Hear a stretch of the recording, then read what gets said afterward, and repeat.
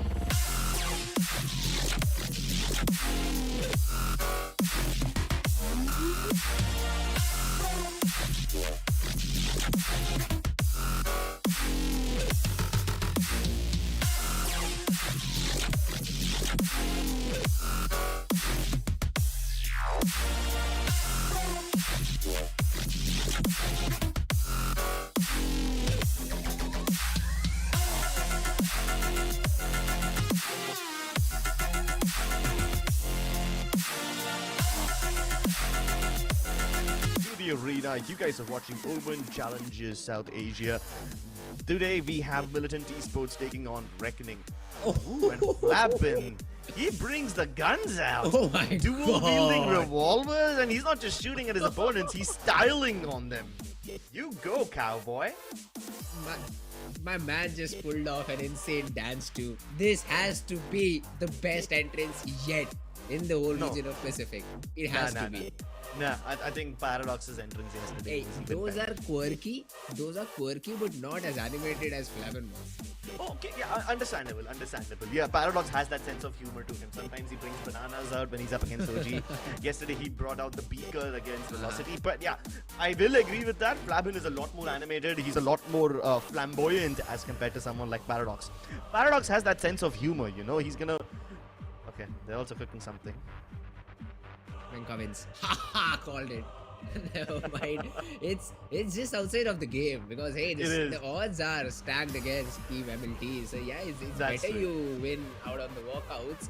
We'll face it. Reckoning would be like, yeah, you win here. We'll see what happens inside the game because that's where we will win. Chris has these glasses. Okay, I think I'll pull out my pair of sunglasses too. They're much cooler than the ones he's wearing, to be honest. That being said, we're talking about how animated these players are, and Flappin has been one of those amazing dancers, you know. I mean, even if he's not walking out, the moment you see him on camera, even in the middle of a game, he's gonna do some gesture. He's gonna make some entrance, or maybe a little wave, if it's as simple as that. He will always try to keep things fresh that way. So I love Flappin for all of that. Unfortunately, when Poya walked out, he also did the finger guns, but Flappin had the actual toy guns, you know, with him. Like a double sheriff loadout for him. Better prep in terms of walkouts by Reckoning. I'd give it to them because you see how they've used the props, right? They were guns. Even they had cool shades available. I like them. I definitely like them. So in terms of prep of walking out, hey, kudos to Team Reckoning over there. And I just love Flappin. I just loved his walkout and I'd like to see more of him. So better Team Reckoning qualify, guys, so that we can see more of you in the playoffs. Okay. I mean, see, given the chance that Reckoning has today, they can pad up their stats. Militant has been, let's just say they've not been having a gala time in this tournament. They haven't won a single game yet. They won one map against Revenant, and that was on Split. So somehow the win condition for these guys today is to get Split on board, but knowing Reckoning, they most likely will ban it. So what are the other options that they have? Militant are slightly good on Pearl. They're okay-ish on Haven. I don't even know if Haven will be in the mix. I'm assuming Reckoning probably don't want to play it. They don't want to give them a fair chance. So a Lotus, perhaps? We'll jump into the map features soon enough, but the overall storyline over here is, even if Militant wins, their chances of going into the playoffs are next to 0. So right now, they have nothing to lose. They just want to save their face. They want to go out a little gracefully. Reckoning, on the other hand, have some really difficult matches ahead of them, especially against teams like Revenant and Velocity. So if they want to secure their playoff spot, they must win today's match because there's no guarantee of them winning the next few matches they have. And as you correctly pointed out, Split is something that Reckoning are avoiding. And MLT, they run to the map of Pearl. And this could be because you have Cortez who plays Harbor. And Harbor is a very powerful agent on the map of Pearl. So that could be one of the reasons. But Reckoning, they go default. They say, yeah, Ascent is our choice of map. And that's where we'll start off with. I kind of feel like on a map like Ascent, no team really has an advantage of sorts. Even Militant can make a comeback on that game. So Ascent is kind of like neutral ground. At least in this particular tournament, we haven't seen any single team which guarantees themselves the map of Ascent. You know, it's always been 50-50. The decider map is bind. That's interesting. Yoru maybe, if you go there? I just always hope. You know what? We might just get to see it if we get to that point at all. That's the exact same thing you said yesterday. We might see Paradox playing Yoruba. It just never happens, I'd say. South Asia, not a region that experiments a lot around in terms of composition, I'd say. Only Reckoning does. And maybe to some extent True Rippers. Okay, so I really hope that this goes to a 3-mapper and both these teams win their map picks. But for MLT to do that, it'll be a very, very difficult task. And let's have a look at the agent selects as well for this first map of Pearl. We might see Squads going in with the Harbor. He is yet to lock it out. Deadly, no surprises there. Goes with the Jet. Bad Love has the Viper. Hoya on the other hand is gonna go with the Killjoy. And Flabin this time around has an Astra. Harsh with a Gecko. Alright, and Trist with a KO. So it is a single controller composition coming in from Reckoning, but MLT is ready with their double controller setup. And in terms of composition, I'd say MLT just might have that little edge. But what can Harsh do with the Gecko is something I'm very excited to see. Exactly. This is a very Navi-esque comp. I think the only team who's been comfortable experimenting with the Gecko on Pearl has been Navi and to some extent Giants. At least that's what I'm aware of so far. But this is quite a setup shake from Reckoning, you know. Up until now, they have been very comfortable with the Harbor, and I fully expected a Harbor versus Harbor game going into Pearl. But with them switching up in terms of Gecko, I'm actually looking forward to this one. We've seen Gecko 2 times in Split 2 so far. This is the 3rd game of Gecko. Caution. And the teams rocking Gecko haven't won yet. That's another storyline. It's unrelated to the fact. But we start off 0 points being thrown towards B, and at this point, Trish doesn't really see anyone.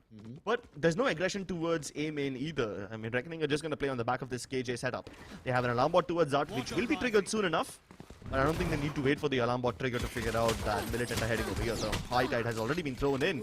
And Hoya survives that encounter. He's repositioning. Wow, I don't think they will expect him to be in this corner. He might just catch Battle of off guard. The smoke's about to fade any time. If he can deny the plant, it would be wonderful. But his position's given away. He's still juggling in and out of that smoke. This is so risky. And Twist tries to make the same risky move, but he gets his head taken off. But look at this. The side of Reckoning is coming in all through flanks. Bad Love is able to catch one, but Flavin instantly trades out Cortez on the other side. Bad Love, good for the second one too, but here comes the flank. And is it planted for Art? It is. So let's see, Harsh, does he have the wingman? Of course he does. And now they just have to fight it. Harsh gets one. The trade is there with Deadly. And the little wingman comes in handy because the defuse will be stuck as Reckoning win their very first pistol round. There was quite a lot of scuffle over there or not. With Militant also trying to take post-plant positions over there and Reckoning already coming in. The only reason they got to encroach onto Art in the first place is because Trist already made his move trying to deny a kill in the cove. And as soon as he died, Militant figured out that, yeah, maybe Art isn't going to be contested that heavily. We came in from there, nobody rotated via that place, and nobody else is coming there too. So you can take post-plants over there. But what they did not account for was all their players towards the rest of the side dying so quickly. Oh, let's see though. This is a sort of a bonus round being played by them. Reckoning this, it is a very interesting guy. I'd say Deadly and Boya both just playing on Ghosts. And Flavin, Harsh and Trist will play with Spectres. But MLT, they sort of forced to. They have all these sheriffs available. And I think since they got the spike down, were able to get 3 frags as well, it won't hurt their economy a lot. Yeah, this makes a lot more sense for Team MLT to invest in sheriffs. But will these sheriffs chime in? I do see Knight Rider has gained quite a lot of ground. The flash is perfect. Hoya has been able to tag down the player to very little HP. Rio although will be taken down by Harsh, and Knight Rider still survives with just 21 HP to his name. Yeah, and at the same time, Harsh is about to make another contact with the Jet over there, Venka.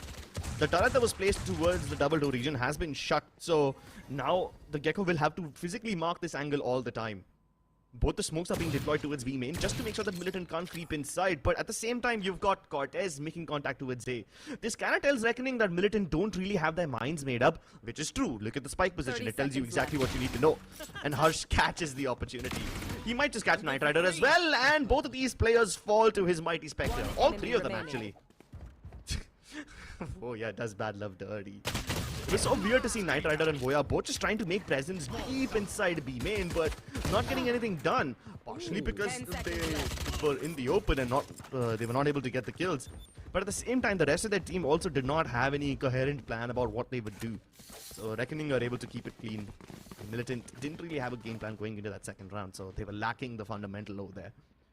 Now in the buy round that they have, I hope they are able to come up with a much more concrete plan. I just before heading towards the replay, I did see an operator being pulled by Deadly 10. Now, do they play bonus or do they pull that up? I think they are investing in it. And you see Harsh just playing Harsh Shield and a Sheriff. So he is making sure that even if the plan fails, they all have buy for the next round. Even Voya, look at him. 4,700 to his name, but he still has just invested in a Sheriff. This is a new sort of an economy management system that is being put in place by Team Reckoning. And let's see if it works. Deadly just positioned outside B main. The Trailblazer won't have enough vision to spot him down, or maybe it does towards the very last seconds. Not sure if it has been called out or not. But to some extent, MLT are sort of rotating just by throwing the Trailblazer B main. Yeah, and I don't think that's enough to sell that fake. Reckoning will still not rotate because they don't need to. They haven't seen any presence from Militant at all. But Militant are fully expecting a bonus buy. They wouldn't really expect this op. Which is fine for now because Militant can avoid the opper entirely. But they will not be able to avoid all these Killjoy utilities. Plus the Astra stars are also placed over there. So Reckoning have all the util in the world to deny this push and slow it down as much as possible. Cortez invests the Reckoning. Will it be useful against Team Reckoning though? On the edge of these smokes, Flabin says no. Rio is able to at least get his team inside, but Badlup's already taken too much damage, and now the gun is available in the hands of the Killjoy. And Boya's making it expensive. He's making it regret. Last player standing. The frags are flowing left and right, but all in the favor of Reckoning. It's all down to Venka, who couldn't come in position. The Nano Swarms are the MVP of the round, I think. Yep. Because they just forced Bad Love to push backside. That's where Hoya gets activated, gets a frag, is able to pull the rifle off, gets another frag on the back of it, and suddenly all the attention of Team Militant just gets pushed towards A pit. And from behind, Harsh is able to sneak a frag too. So everything fell in place for Team Reckoning in that round. A bonus? Yes. But they are able to easily convert it and just see them rolling in money right now.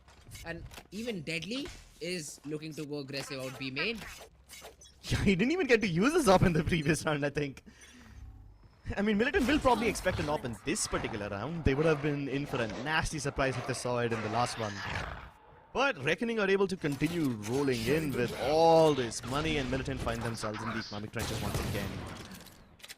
Plenty of noise being made or not, so this time at least Militant aren't keeping their position a secret, and they really want to get Reckoning to rotate on A. I guess they will plan to go back towards B at some point. If they do continue barging into it, I think it would be a bit too difficult for Militant. There's way too much util in the way, way too many players as well. The Cascades won't do anything. And Voya gets a fair away shot onto Cortez. Now that's amazing. Nice recovery by Venka. But the wingman, it's done so many people. Reckoning have no trouble cleaning up shop. Venka still making it difficult. It's down to a 1v2. This is much more than we expected from Militant in this round. And inside it's all a 1v1 because Deadly is flanking anyway. Now he will hear, I think, Venka try to run back. And Venka has not even been able to retrieve a weapon. Flamin is just playing time. He just wants this guy to arrive as soon as possible. And Deadly is also taking his sweet time. He just does not want to be surprised and now spots Venka down. So Flamin will also feel a little bit more confident. Venka still has to make the decision. And was there a step made? Even if it was, Venka did not hear it. Deadly shots in the back. And Reckoning get there for it. Reckoning are keeping it clean. Yeah, they lost 3 guns against Militant Seiko, which is good for Militant, but for Reckoning, it doesn't really affect them now, does it? With the amount of money they have, they can afford to purchase weapons again and again and again. Meanwhile, Militant are the ones who are trapped in that economic hell of buying one round, ecoing the next, and so on and so forth. And this time they are running into this op. For the very first time, I think Deadly will have an early fight. And let's see if he's able to get that shot connected. The Hammer, although, is a very brilliant agent at pushing down these operators, but then MLT's Knight Rider says, yeah, I can do the same thing with my op too. And he's able to find the opening. So Deadly's out of the equation, but Flavin, he instantly gets that equalizer. And now Venka, he is on a mission to get that trade frag back. Bad Love on the other hand takes care of Boya. That is the A side cracked open. And all the duels, all the fights flow the MLT way. And they find themselves in a 4v1. Shouldn't be a problem to close out the round from here on. This is good. Militant are able to win all their frag wins. Get all the duels in their favor. And that's quite an easy way to take down Reckoning. It wasn't the brilliant tactics, it was just the firepower. Uh-oh. This is gonna be a bad instance of timing. And both of these players hesitating to peek now. Knight Rider did really well to open up the round, but now he's bought enough time for Bad Luck to come from behind. That's crazy because the cascade that they used, the one that Cortez sent forward on B, leaves only one angle vacant, and that's the one that Deadly was holding. Knight Rider very good at opping. He's probably not going to give it to Venka. He will continue holding on to it himself. And it's going to be his responsibility to make sure that he covers his team from behind. But what's going to happen if Militant don't offer them all these early fights? What's going to happen if Militant just play from sights? At that point, Knight Rider's op won't be able to do all that much. Unless they're able to make a contact play somehow. Let's see though, Deadly still invests in that operator, and MLT want to spread out mid, I think. And they have thrown in some util. Bad Love has been able to cross to a good position out B main. And Deadly is holding for a jump up. A lot of utility being used towards these double door regions. But there is no area gain that has been taken by Team MLT. Art is anyway being given away for free by Reckoning. They want to play retake on A because of the ultimates that they have lined up. They have the Thrash, they have the lockdown available for Voya as well. Yeah. So they are happy to play retake on A. And about Art, usually Reckoning Esports plays their alarm bot over here. Now look at where the alarm bot is. It's much further inside. And it's not going to get activated because Reckoning are also physically marking that angle themselves. Now because Militant haven't seen any action, they will be concerned about where are Reckoning, and here's the answer. Rare miss from Bad Love. He shouldn't have given Deadly that chance, but he's gonna recover anyway. It's now up to Twist to hold this back, and the pre-fire on Cortez is perfect. Knight Rider's op finally sings the song of death. But then again, even if they are able to get this plant, the whole win condition is Bad Love's Viper's Pit. Oya's lockdown can easily clear it up, but I don't think he's gonna use it. There you go. Quite an early investment. But this is just going to push Militant Esports back, which is what they always wanted. You know, they always wanted to play with Knight Riders all the way back. Only Rio can save them because he's on the flank. But I guess if you just kill your opponents, that also is good enough. It was a good intention from Voya, but he should have at least waited out the lockdown. I think he wanted to quickly hop onto the spike, use the Viper's Pit against the side of Team Reckoning. But nothing like that happened. Bad Love though, I think his jump is on scroll button, and as soon as he saw Deadly 10, he was a little bit concerned and hit the scroll button by mistake and just jumped over there. But hey, at least he's able to get that frag, because if Deadly does not fall there, the entire round goes in the way of Reckoning. But good for MLT, they were able to recoup, they were able to get their trades at the right time, and then even the post round worked out for them brilliantly. This time around though, MLT seems like a quick B hit with some late lurks from maybe Venka and Bad Love. And yeah, but Knight Rider will just throw that lockdown down. And now you'll really have to fight towards double door. Voya though, still contesting. He has some support from Trist as well. There will be some volleys thrown in this direction, but Deadly, wait a minute. He's able to get that frag onto Rio. And now they are expecting a player down double doors. The spike is yet not down. You may have the side, but the spike is still not there. Bad Love with the trade, but Deadly. Another crazy shot onto Knight Rider. MLT, they're losing players here. Yeah, Militant will really struggle to get the plant down over here, especially if it's trapped on the back of Cortez. The only person who can probably save them over here is Bad Love coming in from behind. Now, he's done a good job avoiding the alarm bot and everything, so his presence over here isn't really discovered. If he can get a kill onto Twist, it would be perfect. And he does it. Now he can safely get inside and make all the noise he wants towards B main, because even Cortez has been able to escape in the gaps. So the spike is now cut loose. Oh, but Voya almost managing to get that frag. Deadly has an important duel in front of him. He either needs to take down Venka or Cortez. One of the players will do the job, and he is disrespecting the Viper smoke. Nobody's holding it. So it will be a very difficult thing for the player to escape, but he does. The shot misses. Voya though, quick enough to trade. But Venka still left with just 9 HP. One bullet, a little bit of a spam will do the job. Flamen finally arrives on the flank. Gets timing. Gets timing out, and now it's all down to Voya in a 1v2. Knows where Venka is, just has to find out Bad Love. Does not clear the right angle at the right time, and Bad Love swings. MLT, a close round indeed, but Bad Love, the savior, is able to help them win the round. it wasn't a perfect round from Militant Esports. It did look like they were slightly indecisive all throughout.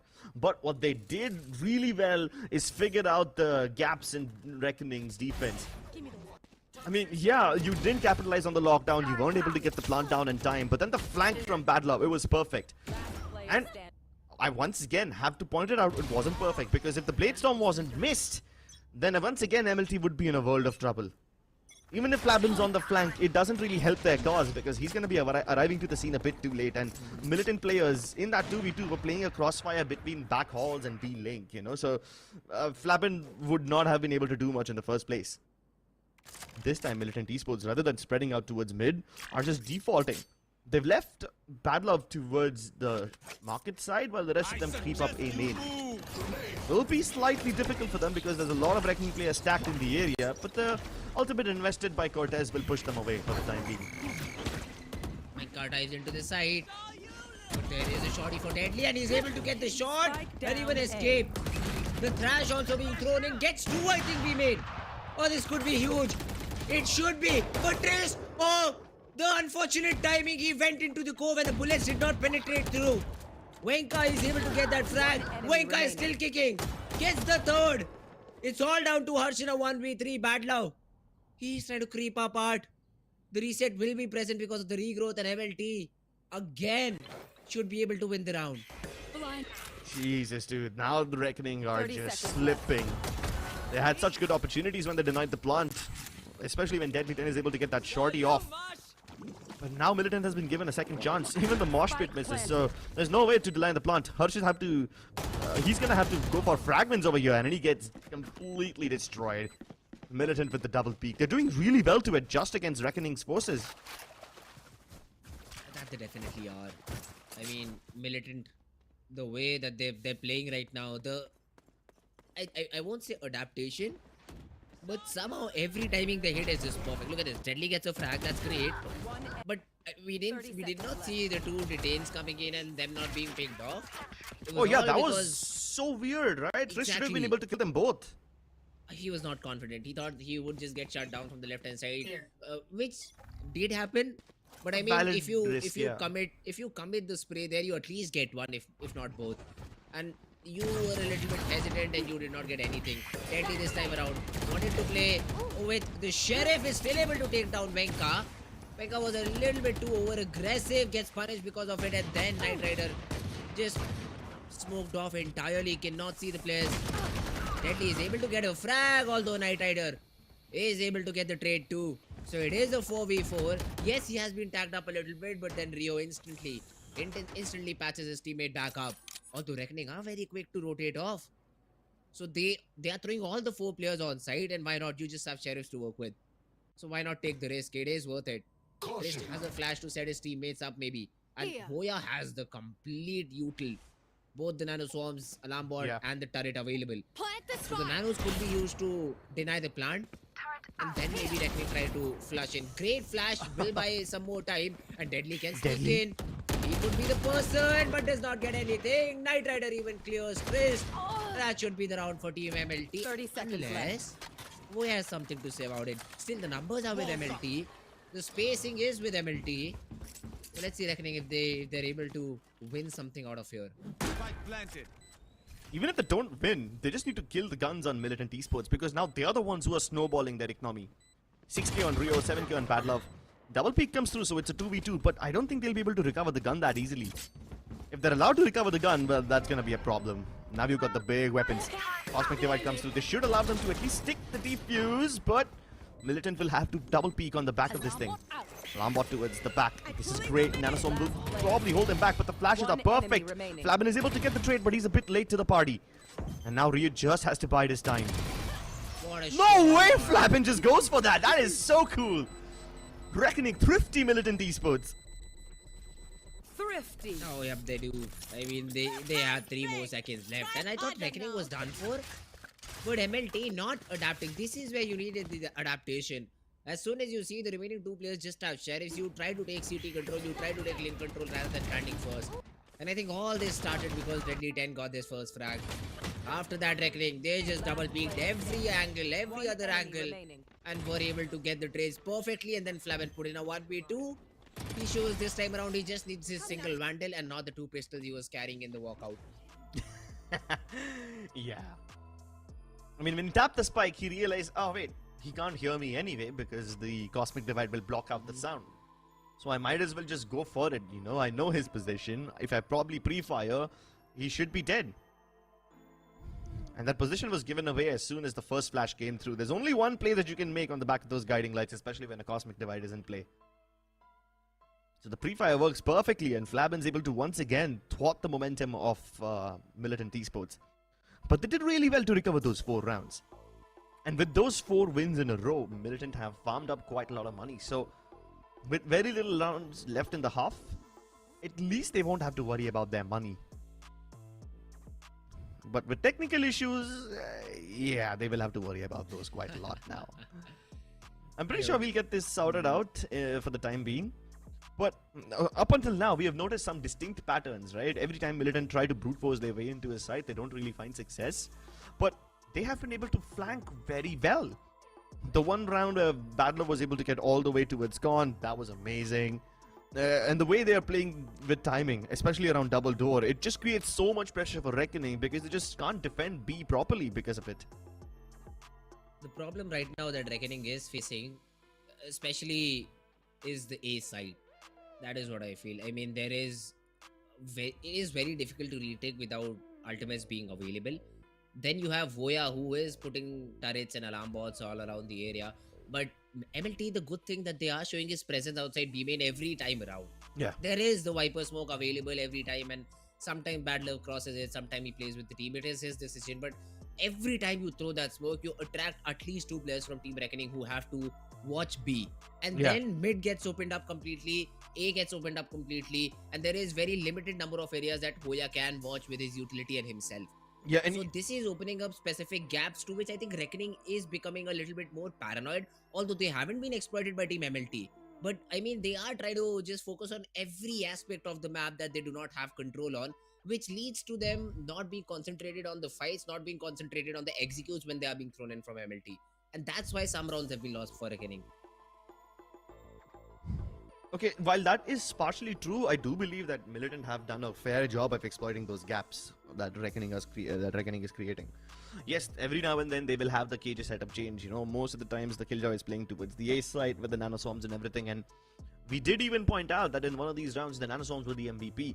But the alarm bots and the turrets that you're placing towards double door and art respectively don't really stop Militant in their tracks. And even when those utilities get activated, even when the presence is discovered, Militant don't back off, you know.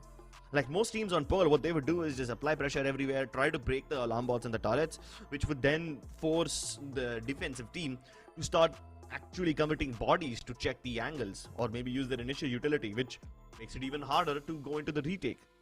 Militant haven't been using that exploit. They haven't been baiting out too much utility from Reckoning, but they're still able to find those gaps every now and then, which is good. But maybe after this whole timeout thing, Reckoning will have figured out a way to patch those holes. Let's see if that's the case or not. But hey, according to me, MLT, they have to get at least 7 to 8 rounds, considering the con that they're playing on attack. And if Reckoning is able to, you know, just maybe get one more round after this, they should be fine. They should be fine. They should be content with the 6. Maybe even a 6-6 half would be very good. Right now they are in the lead, so they would obviously try to get as many rounds as possible, and the best thing could be an 8-4 half. But we'll have to wait and watch if that's the case or not. Yep, we will have to wait and watch indeed, ladies and gentlemen. We'll try to get this technical timeout out of our way as soon as possible, and as soon as we do that, we will be back with the game. So see you on the other side. Don't go anywhere. Hit for my wins, I need my ends. This life is real, can't play pretend. Hit multiple wins, I get it in.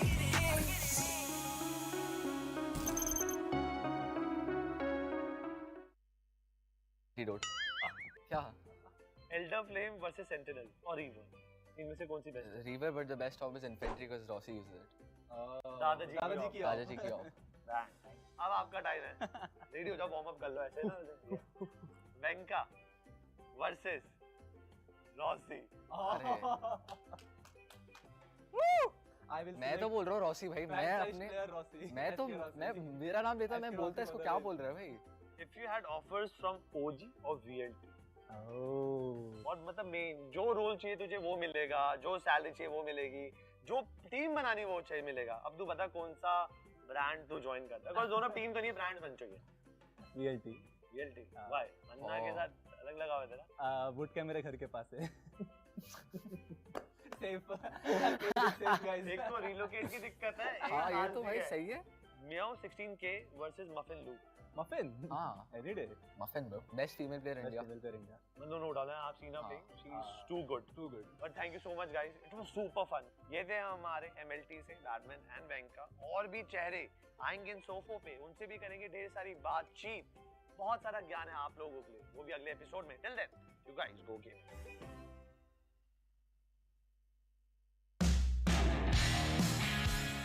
अब time है rapid fire का। Are you ready? Loads पढ़िए Valorant की loads थोड़े से पीछे से।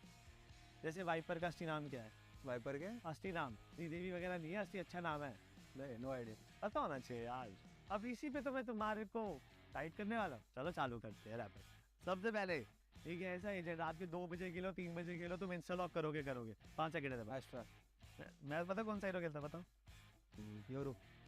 Jet यार, जेट में सिल्वर। आप बताओ आप कौन सा हीरो खेलते? मैं सोवा।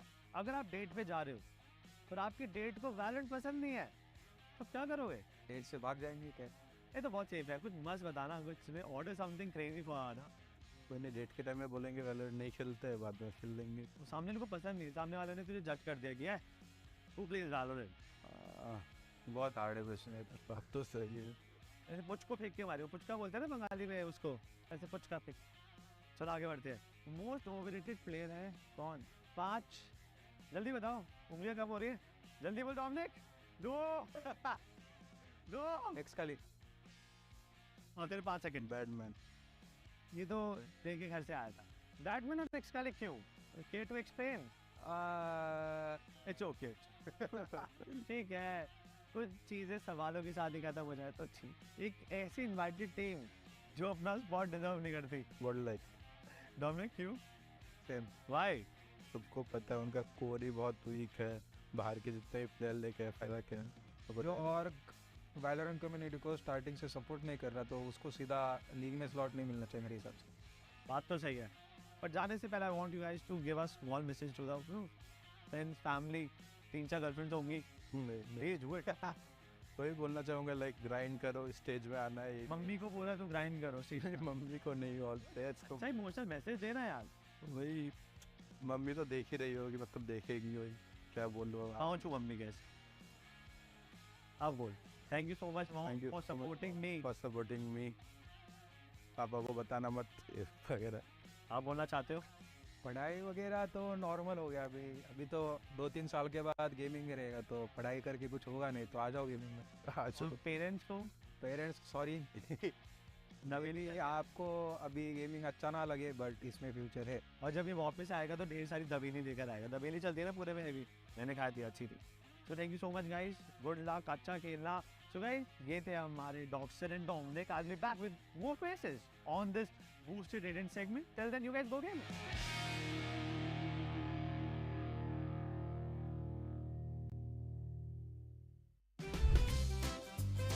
अभी गेम के अंदर 2-3 बड़ी चीजें हुई हैं। एक तो वो एक शानदार कैरेक्टर आए हैं हमारे गेको भाई, ऊपर से मैप। दोनों पे क्या टेक है आपका? पहले मैप के बारे में बता दो। मैप तो बहुत प्यारा है, मेरे को तो बहुत मजा आता है। रिवॉल्विंग डोर से कोई प्रॉब्लम नहीं आपको? नहीं, अच्छा मतलब अच्छा डायनामिक है गेम के लिए। मेरे को प्रॉब्लम है रिवॉल्विंग डोर से। क्यों? नहीं मजा आता वहाँ पे।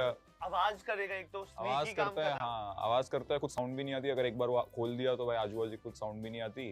प्लस अजीब सा लगता है वो, मतलब फाइट लेने के लिए बहुत वियर्ड लगता है वहाँ पे। अभी मैं सोच रहा था कि लोटस में जब भी वो रिवॉल्विंग डोर है, मतलब क्या होगा टीम ऐसे वो ना फेक वगैरह करेंगी, हल्का सा सी भागते भागते बटन दबाया बी चलो, ऐसा होने के चांसेस होंगे ज्यादा से ज्यादा उनके।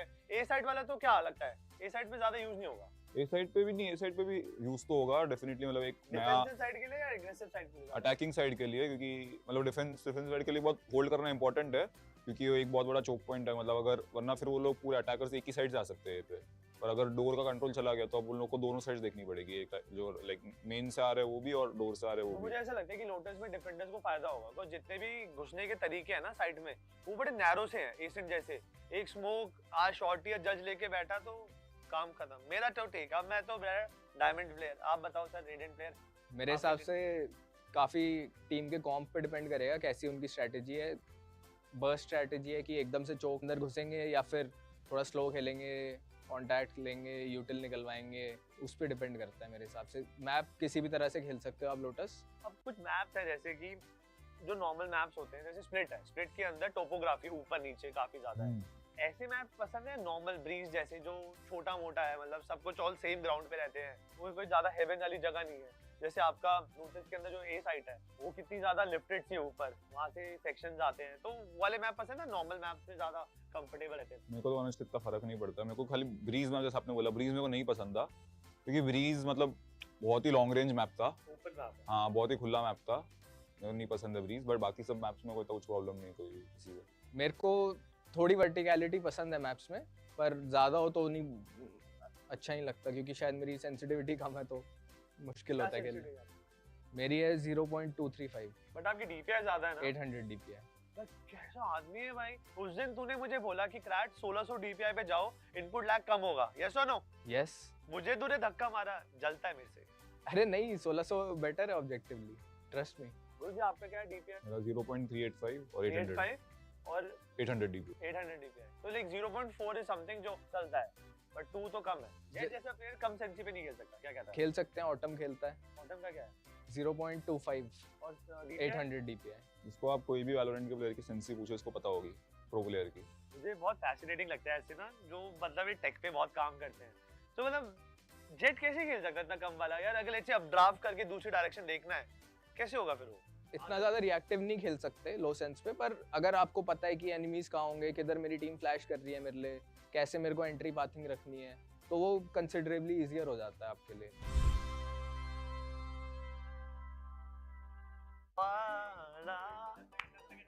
वेंका पे कितनी गेम डिपेंड करती है एमएलटी? 70%। हैं? इतना हाई नहीं भाई। गॉडलाइक ने तो सीधा मना कर दिया, अब क्या बोलूं। आप में कुछ खामी होगी जरूर। हाँ, फिर 2-0 हो गया, अब क्या बोलूं।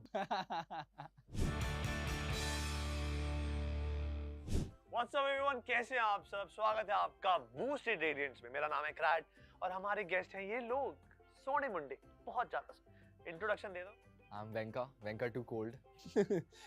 My name is Shahryar Sheikh, also known as Batman. My name is Crack too cold. मैं भूल गया था, मुझे भी too cold लगाना। Oh shit, too cold. Batman too cold Meta है। जब से गुरुजी आए हैं हमारे स्टेज पे, सब too cold लगा रहे हैं। मैं तो कह रहा हूँ अब too cold ही चलना। No shit. वेंका, तेरा पहला इंटरव्यू है? Yeah. पहला इंटरव्यू। नर्वस तो नहीं है ना? नहीं। डोंट वरी, अगर है तो नर्वस क्यों? मैं too cold bro. तेरी अपनी दिक्कत है भाई, तू मैनेज कर ले। पर तू कर लेगा पुल। हाँ, कर लूंगा। तो चालू करते हैं। I'll start with man. Just he's a senior guy. हाँ, senior. Oh shit. काफी टाइम से खेल रहे हैं। I'm old. पहली बात, FPS को इतनी वैल्यू मिली, इतना बड़ा stage. Any words to NODWIN Gaming, Riot की इतनी इज्जत? I guess जितना क्रेडिट दो उतना कम है रायट को, रायट नॉडविन दोनों, क्योंकि इतने सालों से मैं भी खेल रहा हूँ, आज तक इतने बड़े स्टेज पे लीग में मैचेस कभी नहीं हुए, दैट टू इतनी बड़ी अपॉर्चुनिटी एंड इतना अच्छा इकोसिस्टम आज तक नहीं हुआ है। तो आई गेस सबको अप्रिशिएट करना चाहिए ये चीज़ पे, एंड आई गेस हम प्लेयर्स के लिए काफ़ी अच्छा है ये चीज़। तो आपकी तो शुरुआत ही ऐसी हुई है। हाँ। आपको सही लग रहा है सब कुछ, यू नो, बहुत सेटअप, मजा आ रहा है, स्टेज, बहुत मजा आ स्टूडियोज? रहा है। अमेजिंग है। अमेजिंग है। हाँ। चीयर कर रहे हैं? अभी तो आदत सी हो गई है फ्रैग करने की, किल्स तो चलता रहता है, अभी बस मेन मोटिव जीतने का है। No, he is so young. Yeah. So do you feel like कि ये जो जवान बच्चे होते हैं जो नहीं आते पैशनेट, ये बहुत कम सोचते हैं और ये करते ज्यादा है। हाँ, आई गेस वो जवान खून काफी दिखता है गेम के अंदर भी और गेम के बाहर भी, फुल एनर्जेटिक, सबको पंप अप करता रहता है, गाइस चलेगा, हार गए, नेक्स्ट राउंड मैं मारता हूँ 3, तुम एक मार लो, मैं 3 मारता हूँ, अपन राउंड जीत जाएंगे। सब मोस्ट उसने बोला ही ये चीज कि गाइस मैं घुसता हूँ, 3 मार लूंगा, तुम लोग अच्छे से खेल लो। वेंका, तुझे किसी से डर लगता है? जितने भी हमारी 10 टीम्स है उसमें, क्योंकि स्पेसिफिक टीम्स, अगर डर लगेगा तो फिर खेलने का फायदा क्या है? मुझे वेंका का एक चीज सबसे अच्छा लगता है कि गेम स्टार्ट होते ही वेंका बोलता है कि गाइस हम लोग उन लोग से बेटर है और मैं तो मारूंगा ही मारूंगा, मुझे भरोसा है कि तुम लोग भी उनसे ज्यादा मारोगे। कैसा भी करो, तरीके से करो, कॉन्फिडेंस से करो, डरो मत, हो जाएगा। Believe in yourself. आप अभी इस लीग में कहां स्टैंड करते हो? What are your chances to take the trophy home? I feel like chances तो है ऑब्वियसली, अगर हम बिलीव नहीं करते, चांस नहीं है तो खेलने का फायदा नहीं है। तो चांस तो है जीतने का. Obviously बहुत टफ ओपोनेंट्स आएंगे on the way. वो opponents कौन है जो tough है? VLT obviously. Because of any specific reason? Yeah, because of Doma and Eccles. Oh yeah, man. Yeah. Under Thieves and And some not just them, obviously. not just them. They have Deathmaker, like obviously the core, the VLT core, they're really good. अभी game के अंदर 16:9 है, 4:3 है. आपका क्या preference है दोनों का? मेरा तो 16:9 starting से. 1920 Yeah. 1080p. How much frames you need? 240 कितनी से frame मुझे ऊपर चाहिए बस. जिससे कि मैं वेंका बन सकूं? 240 से ऊपर चाहिए और कुछ नहीं मतलब चाहिए. 240 पे वेंका बन जाऊंगा? हाँ, बन मुझे जाओगे. लगता है कॉन्फिडेंस चाहिए आप में विंका जितना, तो आप बन हाँ, सकते वो हो. मुश्किल है थोड़ा. मतलब व्हाट्स योर टेक ना 4:3 16:9? आई गेस लोग काफी सेटिंग्स लोग चेक करते हैं, प्रोस के चेक करते हैं. ऑब्वियसली मैं भी खुद के प्रो का चेक करता हूं. I feel like 4:3 was worth it जब crosshair वो होता था. Like the stretch crosshair बहुत अच्छा होता था.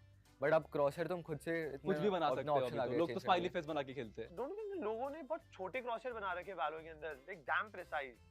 आई गेस ये गेम में ना स्प्रे जो पिछले वाला गेम था लोग स्प्रे एंड प्रे बोलते थे, स्प्रेस लग जाते थे, पर ये गेम में स्प्रेस नहीं लगते इतना. ये गेम में जितना तुम प्रिसाइज एम करोगे उतना तुमको बेनिफिट मिलेगा. तो इससे शॉर्ट क्रॉसर हेल्प करता है काफी तुमको ऐसा हेडशॉट मारने के लिए. 3 सीख होगी है. पहली कॉन्फिडेंस की है, दूसरा कोई सा भी रेशियो लो, थर्ड क्रॉसर छोटा प्रिसीजन के लिए. सही बोला मैं? हाँ. अब है कुछ स्पेसिफिक सवाल. Start with you Venka. You ready bro? Yeah, I'm ready. Too cold? इस सीट पे रॉसी भाई बैठे थे. हाँ.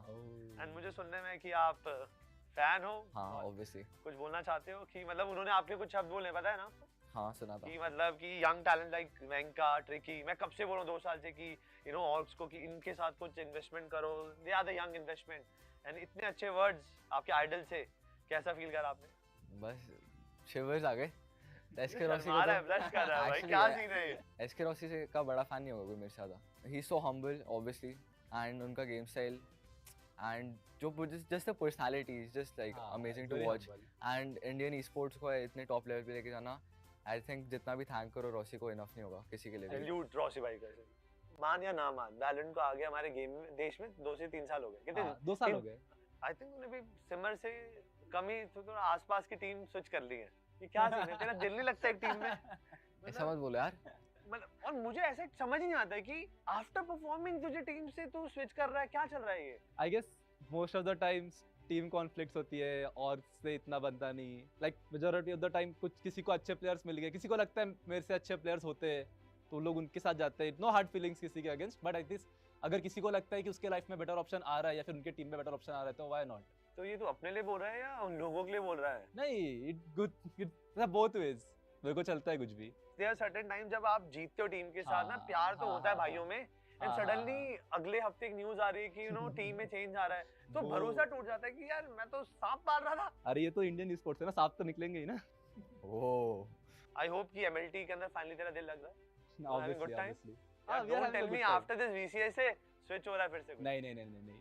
अभी तेरी टीम परफेक्ट है? हाँ, टीम काफी शॉर्ट टाइम में बनी है, बट मुझे लगता है कि जो इम्प्रूवमेंट्स हम लोग डे टू डे कर रहे हैं वो लाइक ऐसा ग्राफ पे देखा जाए तो वो ऊपर की तरफ ही जा रहा है. थोड़े अप्स एंड डाउन से, बट वो ग्राफ ऊपर ही जा रहा है.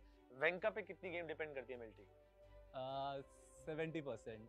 हैं? इतना हाई नहीं भाई. मैं बोलूंगा 70% बहुत ज्यादा होता है. मैं बोलूंगा 50 मिनट 40%. क्योंकि अगर आपकी टीम में लोग बोलते हैं स्टार प्लेयर्स होते हैं, तो अगर आप स्टार प्लेयर्स के अराउंड गेम बनाओगे तो गेम्स इजी बनती है. क्योंकि बाकी जो सपोर्ट प्लेयर्स होते हैं सब एक्सपीरियंस्ड होते हैं, उनको पता है कि क्या कवर अप करना है हमें. But I would say like 70 दिया, फिर 60 40 खुद अब 40 पे खुद ही सेटलमेंट कर ली. 40 पे होगा. चलो moving forward. So Venka want to know, I know that MLT is not a first team. इससे पहले किस टीम के अंदर बातचीत थी, ट्राई आउट वगैरह दिया? Want to know. बातचीत तो बहुत टीम से हुई है. ट्राई आउट मैंने दिया था, गॉडलाइक के लिए ट्राई आउट दिया था. बातें हुई थी गॉड्स रेन के साथ, आरजी के साथ. Hit for my wins, I need my hands. This life is real, can't play pretend. Came off the bench, I get it in.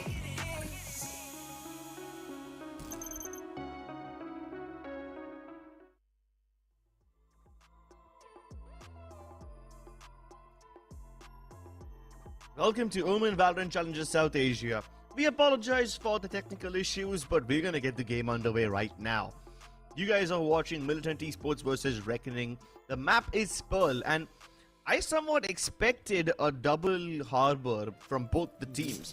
But we have been blessed with a Gecko game, and it's Harsh on that new cute agent. Let's see if he's able to get his team the win.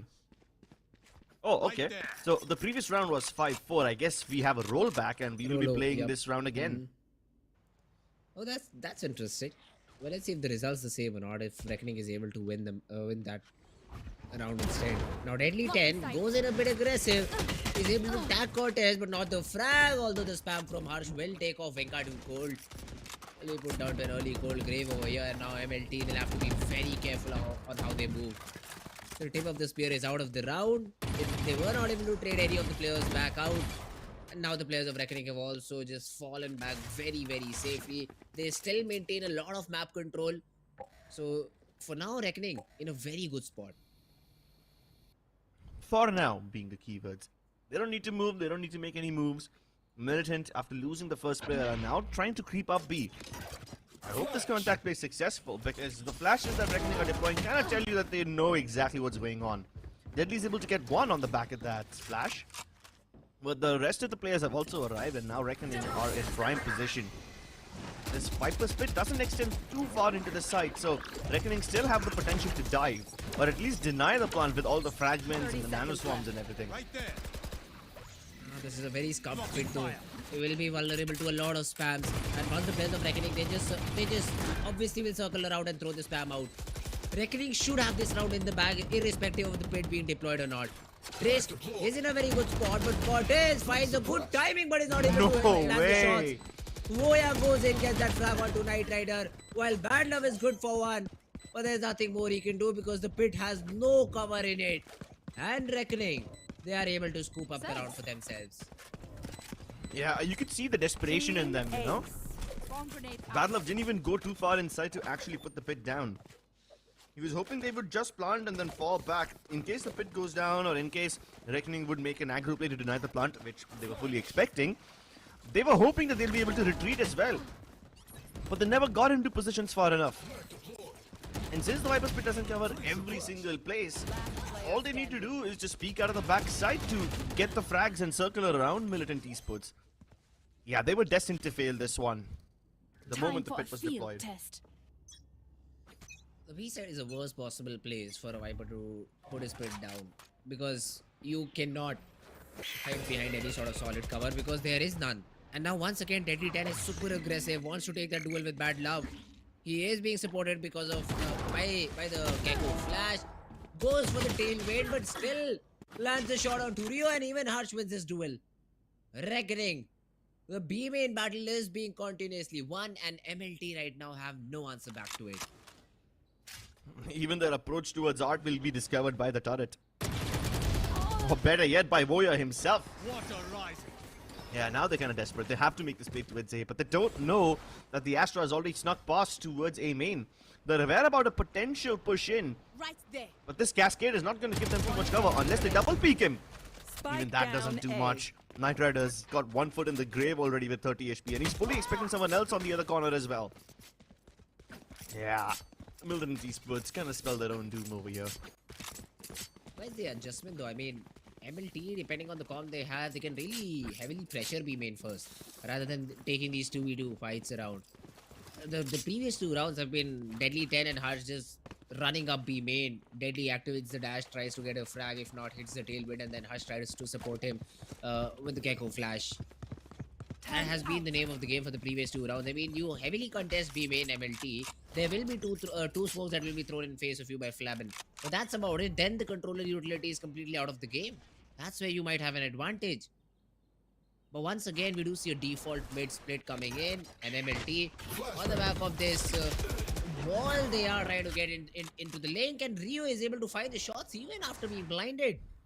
That is a good opening to find, and even Venka lands that headshot onto Harsh. Flabin has also been tagged. So again, MLT, not on the back of teamwork I'd say, but on individual plays and individual frags, are able to net themselves around. Plus to some extent, Reckoning were giving them these 1v1s. Trist is able to flash, but there was no peek from the B main guy deep inside. Partially because the Viper's Toxin String cuts him off. So both these players end up falling.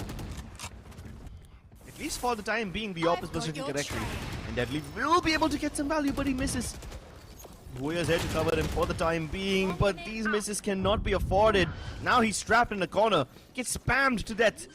Voya all by himself has to make some impact over here because backup is far away. And even if Flappen comes through, he doesn't have any HP to make it work. Timing. Caught. He's trying to reposition, fully expecting a peek out of the other side, but he just pulls out his turret at the worst possible time, and Renka gets another freebie. Flappen has previously pulled out a 1v2 clutch, but this time around with just 12 HP left, a nano on the spike, all the three players relatively healthy, other than Knight Rider. Yeah, that's a safe call. Good save. He just gets in, gets that op, is able to get out too. Although they are trying to chase him down, Venka has heard Flappen try to rotate.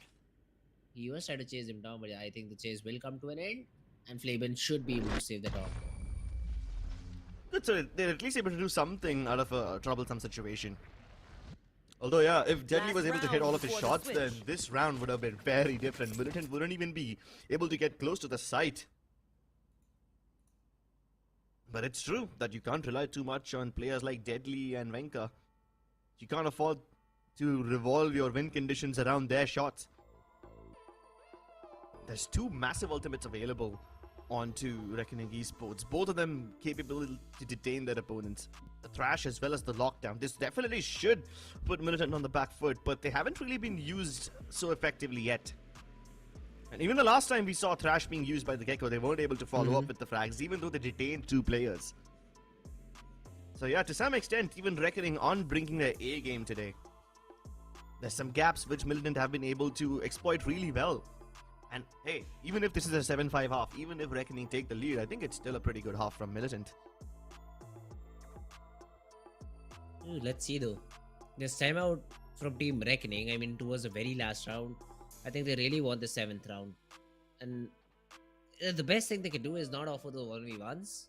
The mistake that they made in the previous half, or not the half, previous round. Let's not give the 1v1s, let's not risk solo pushes. If you still want to take control, if you still want to be aggressive on one part of the map, go in with a teammate, go in with a player so that at least a trade potential is available. That should be the call here, I think. Although Deadly this time around again has an operator, and the female players will love to fight this one out, and this time Deadly does not miss the shot. He just took down the flying bird right out of the air. Yeah, he's playing Duck Hunt over there. Some retro action. Good old Deadly 10, always reliable. At least in most spots. Now Militant don't have any major ultimates to work with. They still have both their controllers, so they can cut off the action. The High Tide will be used, as well as a very aggro Astra smoke put down by Flab, and I guess Reckoning want to make moves and deny the spike plant. My ultimate is ready. It's a fake. It's a fake towards the A side. He'll put the lockdown, and then the players will rotate towards the B side. But now Ryu has been spotted down, so they will be wary about it, Reckoning. Knight Rider has second thoughts now. The counter ultimates, if you talk about Reckoning, they have ultimates stacked for days. 11, a very important duel, and he wins it out. And no trade too. I mean, Cortez is so slow on the peak there. Yeah. And rightfully so, because he was also afraid of his head being taken off. Only one player pushed in. Only one player information is what he had. There could have been a 30 second seconds Reckoning left. player. So rightfully slow, he peeked over there, but does not catch Flappen down. And now in a 3v5, the lockdown is away, and MLT, they're really in a difficult spot. I mean, if this lockdown gets placed before anyone can get inside, it would be even worse. 2v4. And the Trash, both of them have been put up. 10 seconds So now left. they have no choice but to fall back. And by the time they do so, they will be running out of time. Even if they can somehow get all the kills, they can't do anything. This round is done. Reckoning stacking up their ultimates so high into the sky, Militant have no choice but to concede this 7-5 half. Good half by Militant though still. Despite all the odds that they face, despite all the difficulties, they're able to make a respectable scoreline out of this. Oh, that's true. I mean, the early 4-0 lead, that Team Reckoning had, I thought this half is going towards 8-4 or 9-3. Even a 10-2 looked possible at that time, because it was like MLT did not have any answers to what Team Reckoning were throwing. But then somehow they were able to get back, at least they were able to equalize a 4-all scoreline. But at the end, it's Team Reckoning who lead in the half, 7-5. Yeah, let's see if they can close out this game without any hiccups further. We'll see you on the other side of this break. Came for my wins, I need my ends. This life is real, can't play pretend. Came off the bench, I get it in.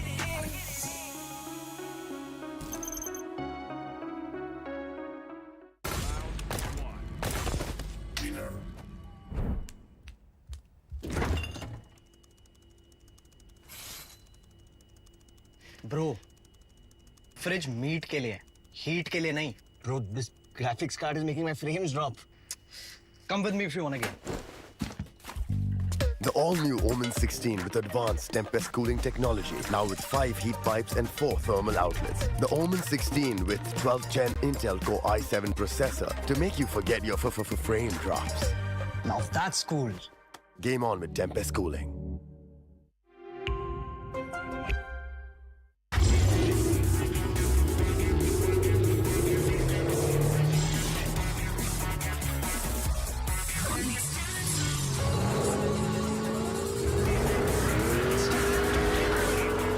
Presenting Hyundai i20 N-Line. It's time to play. Yes, I'm a Gen Z. Or should I say, the Gen Next. And I don't let fear hold me back from doing anything. I choose to move fearlessly to it all. Hey buddy, we need you to trim your beard for this next scene. What? Okay, fine, I'll admit it. I move fearlessly in most things, but I draw the line here. What if I Nico cut myself? Try this.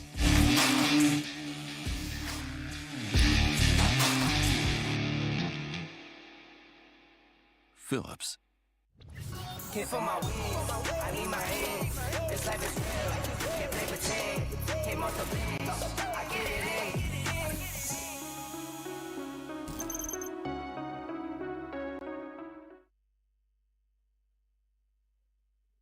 Welcome back to Omen Valorant Challenges South Asia, driven by Hyundai and our styling partners Philips OneBlade. You guys are watching Reckoning versus Militant Esports, and even though Reckoning started off with a bang, with a 4-0 lead, Militant have done a decent job covering up the gap. Now let's see if they can push it all the way to the end and take this map for themselves. It is their own pick after all, so it would be expected that Militant come off with flying colors, and that's exactly what Wenka wants to start with. It is a good pick, but Reckoning, they pick up pace on the back of it. But Bad Love is able to spam through the smoke. Deadly goes off. It was all because of the DK that was inflicted while he was trying to enter into the side because of the smoke orb. And now Reckoning find themselves in a 3v5. Flaben gets the spike down, but has been spotted down by Wenka. Reckoning, they do not expect this player to be in this position. Night Rider gets a couple of frags. All down to Flaben in a 1v5. He is not even able to get one. A flawless victory for MLT to start with the pistol round. Flawless indeed. Militant keeping it competitive. It all started with that pick that Wenka was able to get. Nice flashes from Rio to set him up for success. And Reckoning made some decent adjustments too. They head towards the A site very quickly. Which was the right call, you know, because a lot of Militant players were just stacked up towards the art area. One enemy. And Reckoning knew that they won't be able to hold post plants near A main or art, so they decided to creep out towards dugout instead, take secret control. The call was correct, but what will you do with those correct calls if you are not able to win those duels? Militant fight their way to win. It should be fairly simple to go this round because there is not much investment from the other side of Reckoning. They do have a couple of sheriffs, 3 sheriffs that are frenzy to work with, and all because they were able to get the spike down. Let's see if they're able to make the most out of it. Deadly is trying to contact up B main, so there is just one fight out B main, and Hoya wins one out A art. This could be interesting. Oh, they just have to take care of Knight Rider. That's it, and the round wins Snowball. Yeah. Knight Rider though, playing it perfectly, not peeking out, not giving any unnecessary information to their opponents. And Hoya, he's a sneaky guy. Rio will get timing down. This late solo clear did not give them the result they needed, and now Knight Rider is under heavy pressure. 2 players towards him. Takes care of one, but Deadly with the trade. B side open up for business, and MLT, they are paranoid. They are running towards this B side, but somehow Cortez has that inkling that this spike is still coming towards A. And it rightfully is. But he won't be able to trade them out unless he can go for an insane spray transfer. It would be very weird. He can't kill the wingman, and now he's like, yep, I might as well just get out. Power of wingman. And look at this, even though Militant Esports have the information on every single player of Reckoning, they can't do anything about the incoming flank from Deadly. So this is a race against time. Cortez boldly tries to stick this one, but he will only be sticking his foot in the grave. And Wenka has to be paranoid about this. He tries to isolate the fights, tries to rush down A main, hoping to get that 1v1, but Deadly has arrived on the scene.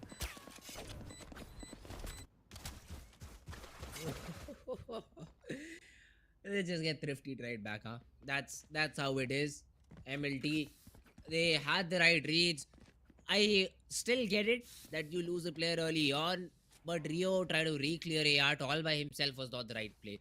He could have either used a flash or some sort of util, or could have taken another player with him, so that they should have traded the player. I think Flaben was there. Should have been traded, or Hoya.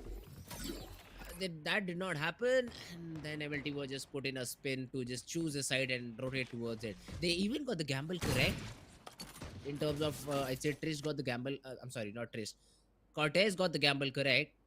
He stuck towards the A side, but then he was not able to hit the shots, and then the wingman just running through as well. Cortez has to do the heavy lifting. He's not even good for one. Yeah, all these these being given away from Flaben, and Hush takes his head off. I mean, Reckoning kind of lost a lot of these rounds because of the 1v1s, and now Militant are making the same mistake. They offer the 1v1 towards A main. I agree, because Reckoning isn't making all this much noise. Militant got curious, they have to find out something. So Cortez goes on a reconnaissance mission, but he pays for it with his life. And even then, he doesn't get any concrete info. So Militant are still spread out in this default of sorts. I mean, Venka's holding the position on the box near Art. Bad Love's marking him in, and yep, there are two defenders on B, which is nice. But they will have to play really well with each other. Dangerous game. The problem here is it will be planted by Wingman. So you won't get that free frag you were previously looking for. And all these players will just jump into this side. Yeah, I mean, Rio is good for one with a shorty. That's about it. Venka throws a few shots. Trish will be caught by Bad Love. So it is a 3v2 and not entirely out of their hands. Now, Harsh wants to go for the peak. Venka with the rifle is able to get one. The Dizzy will catch him. And he is burning in the molly. Vulnerable as well. Harsh still picking him out. Not afraid. And Reckoning not cleanly, but are at least able to win the round. Yeah, I mean, they made all the clean moves they needed to in round 15 itself. I'm sorry, in round 14 itself. Give Militant the pistol win and then immediately steal the momentum back. That is so much worse for your economy. But Militant now have a very risky op pick onto Venka. Half armor on him, nothing else. I mean, we've been seeing these half armor strats from a lot of teams after lock-in. Not everyone has been able to do it as effectively as Fnatic, of course. And again, they're kind of like the best team in the world, so it's wrong of me to compare Militant and Reckoning to those. Lots of util from Militant plays towards Art and Double Door respectively. The alarm bot gets broken, but the nanostorm is not triggered. Now it is. And while that contact is being made towards Double Door, the re-clear from Rio comes through via Art. He uses the Trailblazer, even breaks the turret. So now Militant have the ability to fight towards mid, but Reckoning are just simply not offering them these battles at all. Reckoning are being chilling towards their entire spawn. And Rio overextends his welcome. Why? And that's a solo duel offer. And I still cannot understand that he could have just stayed there, or maybe he took Knight Rider with him, so Hoya could have been traded. That's not the case, although Knight Rider has found a great timing. Deadly just went off the angle. And now he will be able to stab at least 2-3 players in the back. And yeah, Knight Rider untraded will be able to run away, or does he want to stick around? The operator is present here on the side, so this could be really difficult. My God. He gets the full lateral. The best possible result is his. With the wall, Hush tried to enter, but no, Cortez will put a stop to it. And Voya, the person, he is the only one who got a frag in the round, will be able to get the orb, but not the round. Jesus. Militant looked shaky at first, especially when Rio lost his life towards 10 mid. seconds left. But then Knight Rider and his timing. Not only does Voya doesn't mark that angle which he was holding, but he also lets Knight Rider get away with that frag. And because Knight Rider doesn't just kill one, he spots everybody else. Militant are fully prepared for that incoming A hit. Ooh, that's a little bit unfortunate, I'd say. And especially Knight Rider getting the perfect timing, that is something you wouldn't have expected, because there usually is a smoke A main thrown by the Jet and then they dash in. So Deadly could have played a crucial role there. Even the... I mean, Venka. Yeah, even with Venka, he was supposed to be cut off by the High Tide. I'm sorry, not the High Tide, the Nebula. Cascade. And Flabin, he did activate a smoke, but it was just a bit too late. Oh, good stuff by Harsh. Clears out A main, and then he steers the trash back to safety. This will give him the ability to use it once more. But because Revenant Esports are making a lot of noise towards A, Militant start pushing out of B. I fully expected them to go all the way towards ramp as well, but they don't need to with this wall that has been deployed by Badlove. Well, let's see now Venka. He will see the trash, but the timer is about to expire, although it gets Knight Rider and he's all alone. Oh, this is just tragic. There was a little bit of an attempt from Venka to try and help his teammates survive. The dizzy is perfect too. Deadly is able to get a couple of frags, although Badlove is able to get that frag onto Boya. There are no flanks available now for Team MLT, but they would have loved to have it. Badlove falls, a 4v2, retake, the flash is good, but no one to swing on the back of it. Oh, the timing, it's perfect. The flash once again sets up Deadly for 6 years, and he's farming his bait storm once again. He used it to completely dismember Knight Rider, and now he's already got 3 points in it once more. Plus, Harsh is able to use the thrash once again, and this time he commits all the way towards dugout. At least on the first time around, he steered it back to safety and cleared up A main. To some extent, Militant were aware about this one, but they still couldn't do anything. Now they've been forced to an eco. Yes, Venka will have the knives and you can really depend on him. There's a Spectre and a Marshal in the mix too, to make the players a little bit soft, and then Venka can maybe try and finish. But Reckoning, I think, realizing this, again have gone in for their usual default. They will leave mid completely. The Cascade will block the window, but they are still in their spawn. Badlove tagged a little bit, not being entirely taken care of. And just to make sure that Militant can't pull that play again, which Knight Rider did just a round ago, the alarm bot has been placed right outside of mid. The threat neutralized. Flabin even gets a couple. Yeah, I mean, Cortez is able to damage control at this point, but Flabin got 2. And in this round, with Badlove down to 5 HP, you really don't need a lot of smokes to get this in your favor. We'll just shut down Cortez. Harsh is able to get that frag onto Knight Rider. And Badlove wondering what to do. Nothing, because there's a bullet in your head from Deadly 10. Easy round for Reckoning. 11th one on the board. And they are looking to just close this map here and now. An MLT, I mean, I'd say as usual, because after the split, they haven't looked competitive on any other map. And the same thing is being repeated over here too. Unfortunately, yeah. And because they can't play split, they play the second best game. That's Pearl. What they don't realize is that Reckoning also is pretty strong on this one. They were probably expecting a Harbor Viper combination from Reckoning, but with this whole Gecko act, even Militant doesn't know how to respond. At least Militant have been trying to fight aggressively towards mid every now and then. But out of the 3 times they've attempted it, they've only been successful once, and that too because of Knight Rider's timing. Venka has been a very key part to the rounds that MLT have won. Yeah, I mean, in the interview, Venka did reveal that at least 40 to 50% of the rounds depend on his success. And now him being thrown in an op, he was delivering very brilliantly, but when operator or the A site is, I'd say, the least useful weapon there, you usually get smoked off. You try to play an off angle, you're always good for one, but when you have a Gecko in the comp where Harsh can just throw a universal flash that will blind any off angle, there is really nothing that you can do with that operator. So it has been swapped out for a rifle, or I'd say they did not have enough money to throw an op on him. But now MLT, this is a crucial round. They lose it, their economy goes completely down the drain. Reckoning reach match point, that would be very, very difficult for MLT to come back from. So it is a very crucial round, and Cortez has a Reckoning for retake too. Yeah, I was about to say double doors is unmarked, but Cortez just takes that position back. Placing swarm grenade. And he plays along with Badlove. But there's an early contact towards B main, which is supposed to be marked by Flabin.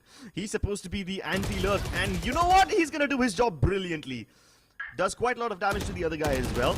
But Knight Rider has to play along with Cortez. They both were supposed to play 1-2. They were supposed to swing off of the other guy's contact, but that just simply does not happen, and Reckoning have leaked into the A site. And you know what?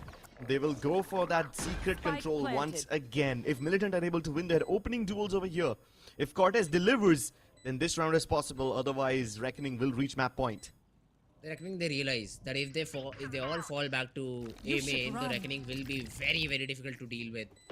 And they also invest their lockdown too. So they are just locking out the players of Team MLT. They don't want them coming in anytime soon. And that's just great. I mean, you're buying so much time on the clock that MLT now have to reconsider their retake. They're not even attempting it. They just want to have enough weapons to play the next round, and now Rio is also being expected. A lot of spam, although the angle does not get checked, but Boya is the only one to fall. Harsh will trade it out, and MLT, they'll just be able to save these two weapons. I mean, I don't even blame them for not checking the angle. If I got hit in that position with the spam, I think I would probably go out and swing it. Because he was just standing there like a Giga Chad, tanking all the damage. They thought it's clear. So he's able to get at least one exit frag, but at what cost? Reckoning are rolling in money. And they're already at map point. So even if you break their economy now, what can you possibly do to stop them? Poor Rio. He even invested the Seekers in this round, but couldn't get to act on that information because of the lockdown. Why is the coach of Reckoning so vocal? What is he saying? Finish them. Finish them here. No more rounds. Something like that maybe. Yeah, something straight out of that one fighting game, whose name I won't take. It uses fatality quite a lot, so I think you know what I'm talking about. But he's super angry too. Why? Even Flavin's quite vocal. Oh, I mean, Flavin's always vocal, so that's like a characteristic for him, you know? That's a character trait.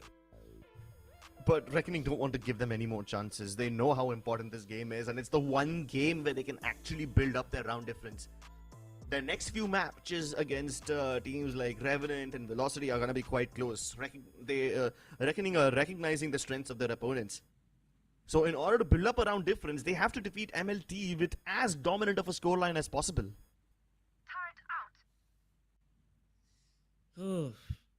This should be the final round though. I mean, MLT have a judge, a specter to work with for two different players. And I don't see a way them breaking this low defaulty sort of a play that Reckoning is throwing in.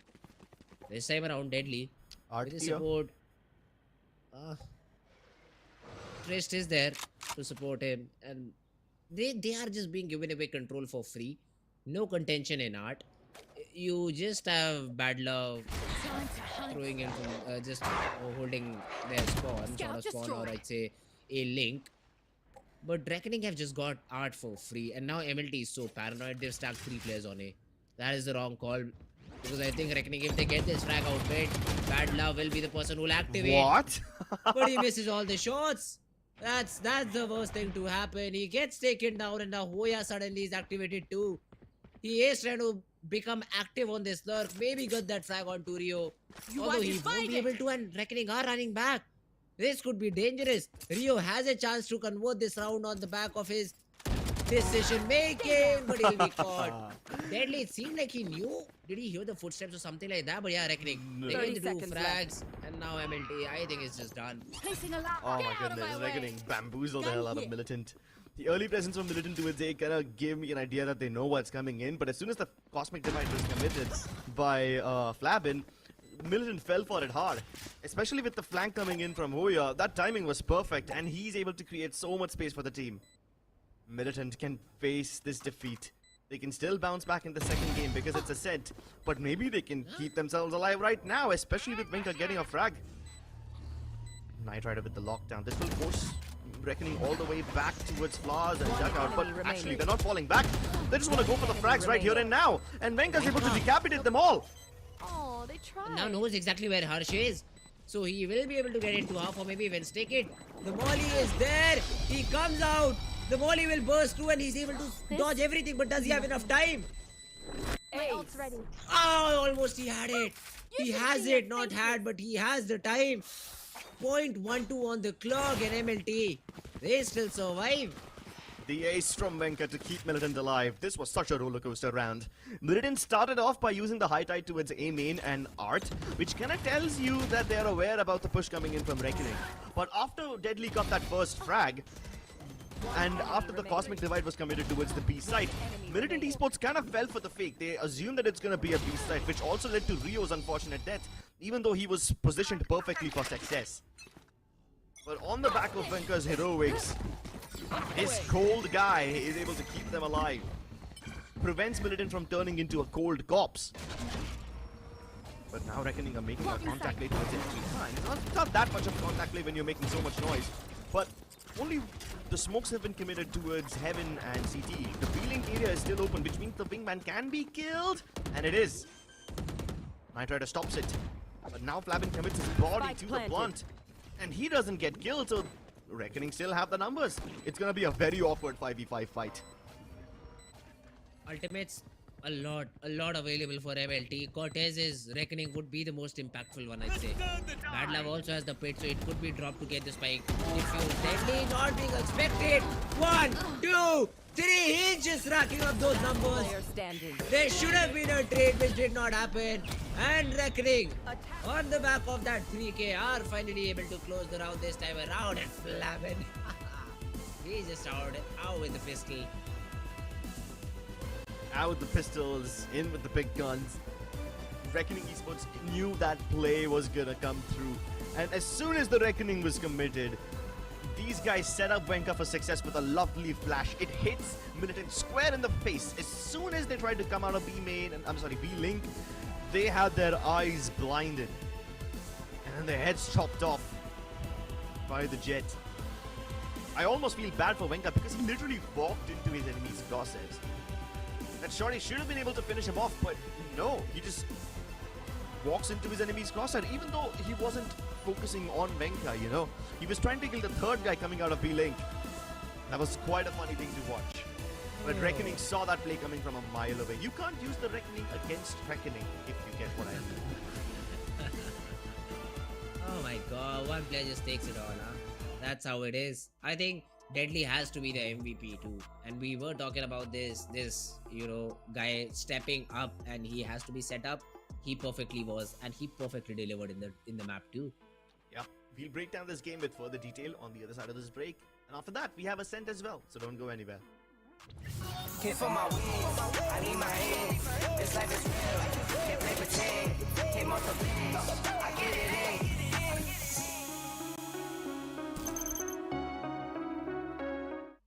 Feeling under pressure.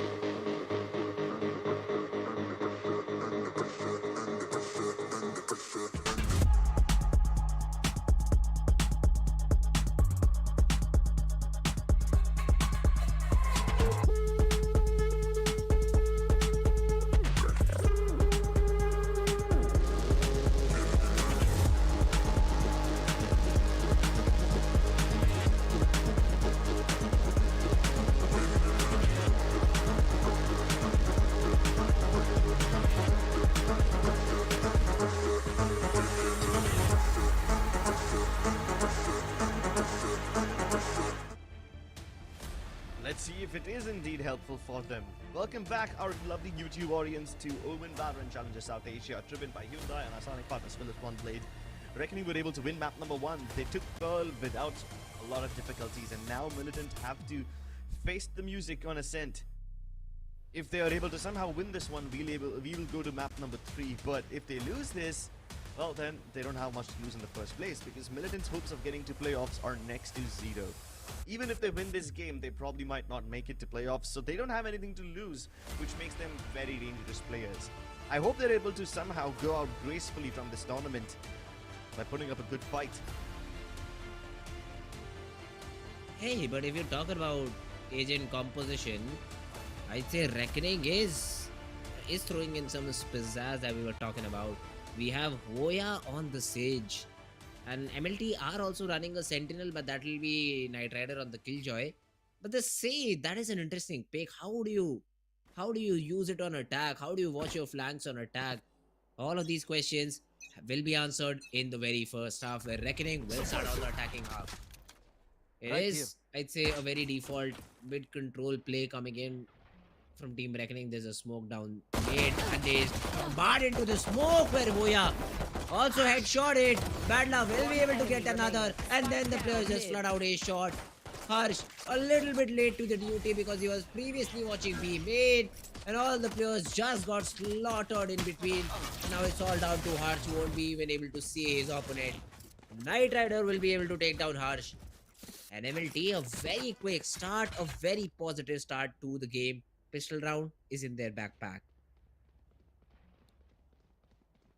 Ooh, Venka, look at this. He was even able to deliver that headshot onto Hoya, which I think made the complete difference. And then no one breaking recon. Both the players of Ace Shot, Knight Rider and Cortez just pushing in through. Get the double frag. The frenzy was there too. And MLT, they are able to secure the pistol. Should be easily able to get this follow-up round too. You just have a couple of sheriffs on Deadly 10 and Hoya. And Trist is playing with a shorty. A very quick entry, and Cortez being revealed gets his head taken care of. Bad Love is able to get one, maybe the second, no. Hoya on the other hand gets that flag onto Venka too. Cold and Bad Love, not the best possible TP, but he still survives. It is a 4v3 retake. Flaben has a Spectre to work with, and Deadly is very low on HP. This is something, let's see how do they work around. These players inside do not have weapons too. And Hoya not being spammed out of position. The paranoia is good, but Harsh, important duel. And he does not win it out. He tags Bad Luck very low. but he's still not able to make it out alive. Knight Rider gets a frag. Knight Rider gets the second one too, and it's all down to Flavin. Good for one. Does not expect the player up a heaven. And MLT super close, but better than losing the follow-up round. They are able to get that second round. And MLT should feel very, I'd say, a little comfortable because at least they were able to win the round. But now in terms of economy, in a very difficult spot. Bad love over here. He should have been taken down previously. The shrouded step he hit up heaven was not good. He was exposed for a very long period of time but I think Hoya, he was not aware, or he was caught reloading, because of which he's not able to get that frag, and then bad luck comes back to back to just bite back the players of Reckoning. Oh, Reckoning start off this full buy with a slightly less space approach. You know, they take their defaults really seriously. Oh, and that's exactly what they were hoping to avoid. So they now know that the Odin is on B. They just need to figure out where the KJ util will be, and that also is on the B side. I must say, it is a bit weird to see Voya on the stage, but now I'm seeing why he picked it up. These walls to get the elevation are amazing. In fact, I think we might even see him try to use that wall once more, where Flavin gets on top and TPs into the site. He can use the shrouded step to get directly into the site from there. It's a risky play, but hey, it might just work. We usually also see a chamber pick from Reckoning on Ascent, but they haven't gone for that this time around. So yeah, Reckoning going for some massive agent changes in every map. Shadows traveling. It worked out for them in the previous map. And this time around, they've got the clean entry in the second round. The flash, a good one! But he's not able to land the shot. Cortez should have been cleanly able to take down Flavin in that position, but no, they survive. All the 5 players and now Harsh in that off angle won't be expected. Reckoning, they should have this round logged until Minka has a say in it, because he is the only one with rifle now, and Voya is not expecting him. He turns and then never mind. I said it a bit too early. His weapon will be picked up and he will be essentially traded out by Knight Rider. But now in a 2v4, a smoke in his face, and Rio up heaven with just an Ares. Nah, this round secured for Reckoning. Yeah, it is indeed secure. Unless Rio can get an exit frag. It's quite funny to see how Reckoning are able to just stay in the side during these post-spawn situations.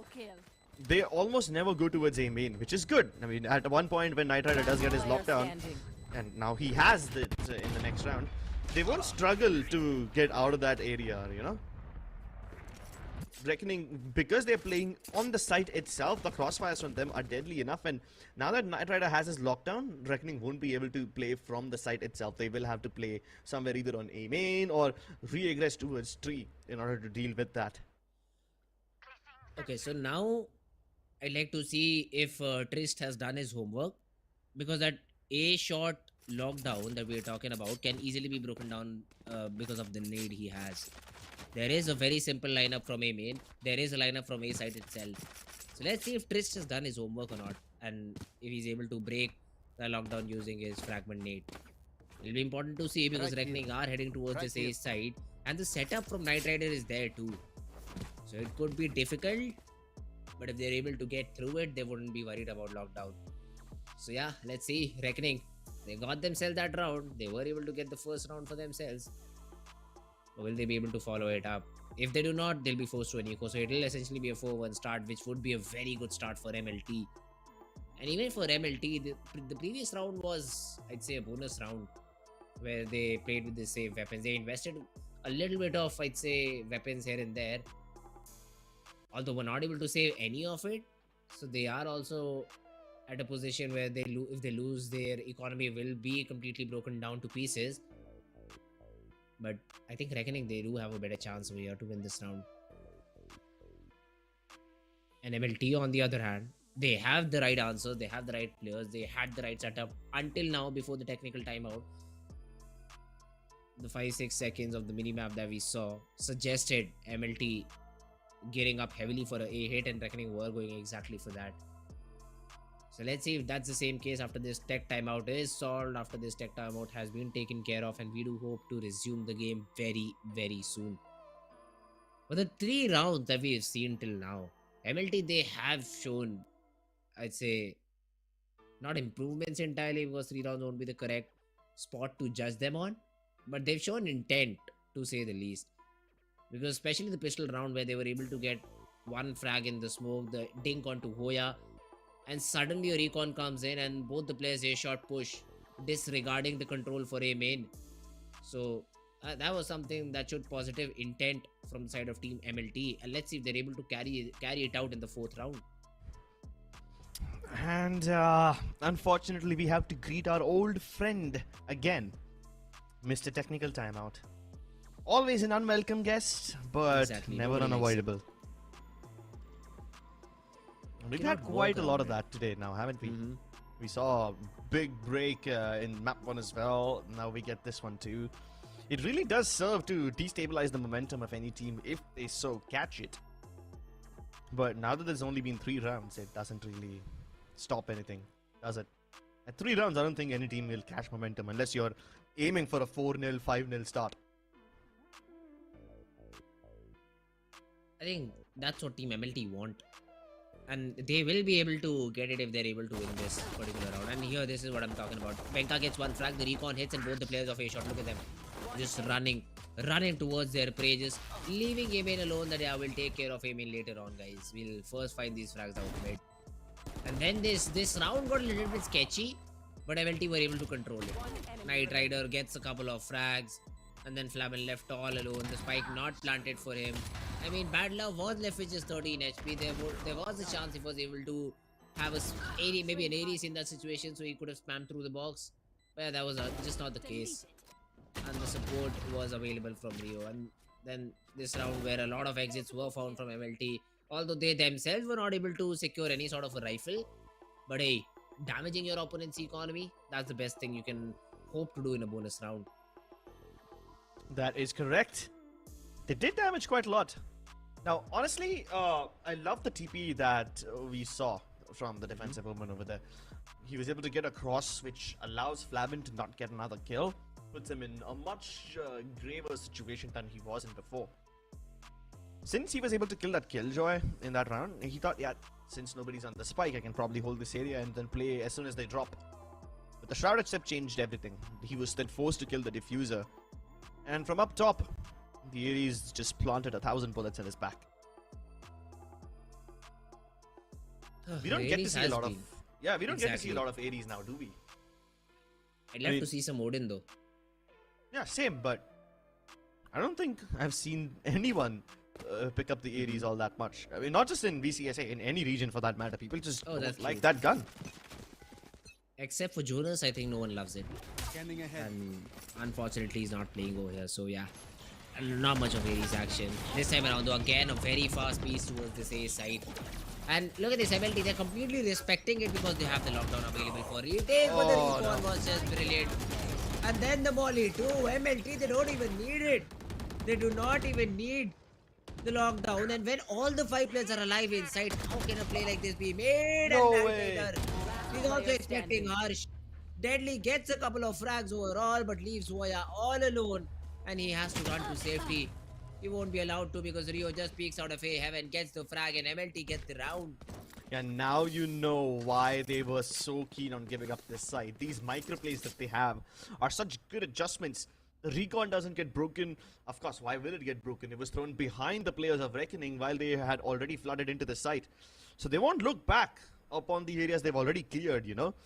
And then as soon as somebody gets pinged, you've got the players of Militant showering bullets upon them through the smokes. That gets you a single frag. Then another one with the fragment. It's perfect. They're able to get these early man advantages super quick. And even the flank which was coming in late from Tree was dealt with. I mean, that flank had the potential to break the lockdown as well, alleviate a lot of pressure onto Reckoning.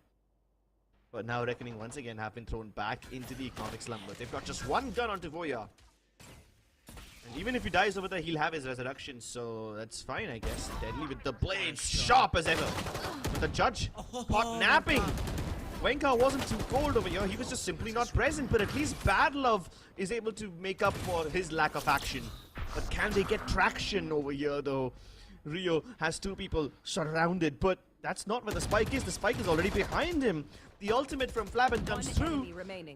but everyone else is dead. And Flabin doesn't even have a gun. He can probably retrieve that weapon if he jumps up, but the rest of Militant Esports are already towards Market, trying to prevent him from taking it. Oh, but the double smokes will help him sneak into B main. Triple actually, one from the other Roman as well. Oh But it no, but fades it out. clears at the worst time possible. And bad luck. What a hold from bad luck though, of a shot. I mean, every player around him fell. The player out B main falls. Then you have another Sheriff frag coming through on a shot. But somehow he's able to take care of both the players a shot. And is able to teleport through and help his teammate out B main too. So that's just great presence. But here Venka sort of, I think, lagged out or what? He was not ready. He was not ready for the player to peek through the smoke. Caught napping, my friend. Caught napping. I think he might have been probably looking towards one of his teammates' screens or maybe looking at the mini-map. And that timing also was just really, really unfortunate now, wasn't it? The smoke faded and just in that second, they peek him. So yeah, that judge could have turned the whole round on its head, but hey, there's still more players to rescue Militant from certain death. This time Reckoning extending into mid. Trish takes a lot of damage, but at least he's still alive. Luckily he's got Voya, so he can get healed back up, no problem. Voya is a little bit paranoid. Someone will push him in, so he is also still holding his position. The drone won't spot anything at all, a tree. This should ring some danger bells in the minds of Reckoning. For a team to completely give up a shot, a tree, is not something you'd expect. And now Rio also try to check through his drone. There is no information available B main. The flash goes in. Market control established. There is a player out B main which breaks the turret now. So this split is coming now. Knight Rider tries to find a timing, but all the frags go the Reckoning way. And that is where Reckoning are able to maybe convert the round and MLT could call an early save now. They can't even come in through Market. The barrier orb has been placed over there by Voya. And in case something goes wrong, the res will always be back. Plus, Reckoning have so many ultimates to not just win this round, but also the next one. Although that being said, Militant are awfully close to their ults too. Cortez is 2 away from the Null Command. Venka's 1 away from the Blade Storm. So Militant have the ability to fight back, and so far they've been using these micro plays to just ruin the executes of Reckoning. And that's exactly why Reckoning were forced to adjust. You see, this time they didn't go for a straight up B crunch. They made noise mid, fell back for a second after breaking the KJ utility. And then they just dump everything inside. Cloudburst and the barrier orb to shut down mid. Flashes towards Market, they help them get inside. And yeah, Knight Rider, I understand he tried to make a nice play. I understand the intent behind it, but he thought that everybody from Reckoning had already, just slipped into the site. He wouldn't have realized that there's still 2 players who are dropping down from the Market height at that very moment. So he can't capitalize on the timing. Sova gets silenced, so Harsh can't really, I'm sorry, not Harsh, Rio can't really do anything. And what can that Odin possibly do, even when there's so many players coming at you? It's difficult to spray transfer it. So, Reckoning are able to put another one on the round, on the board. But Militant can hit them right back. So let's see though, this early hit on B main has been stopped for a little bit because of the nano swarms.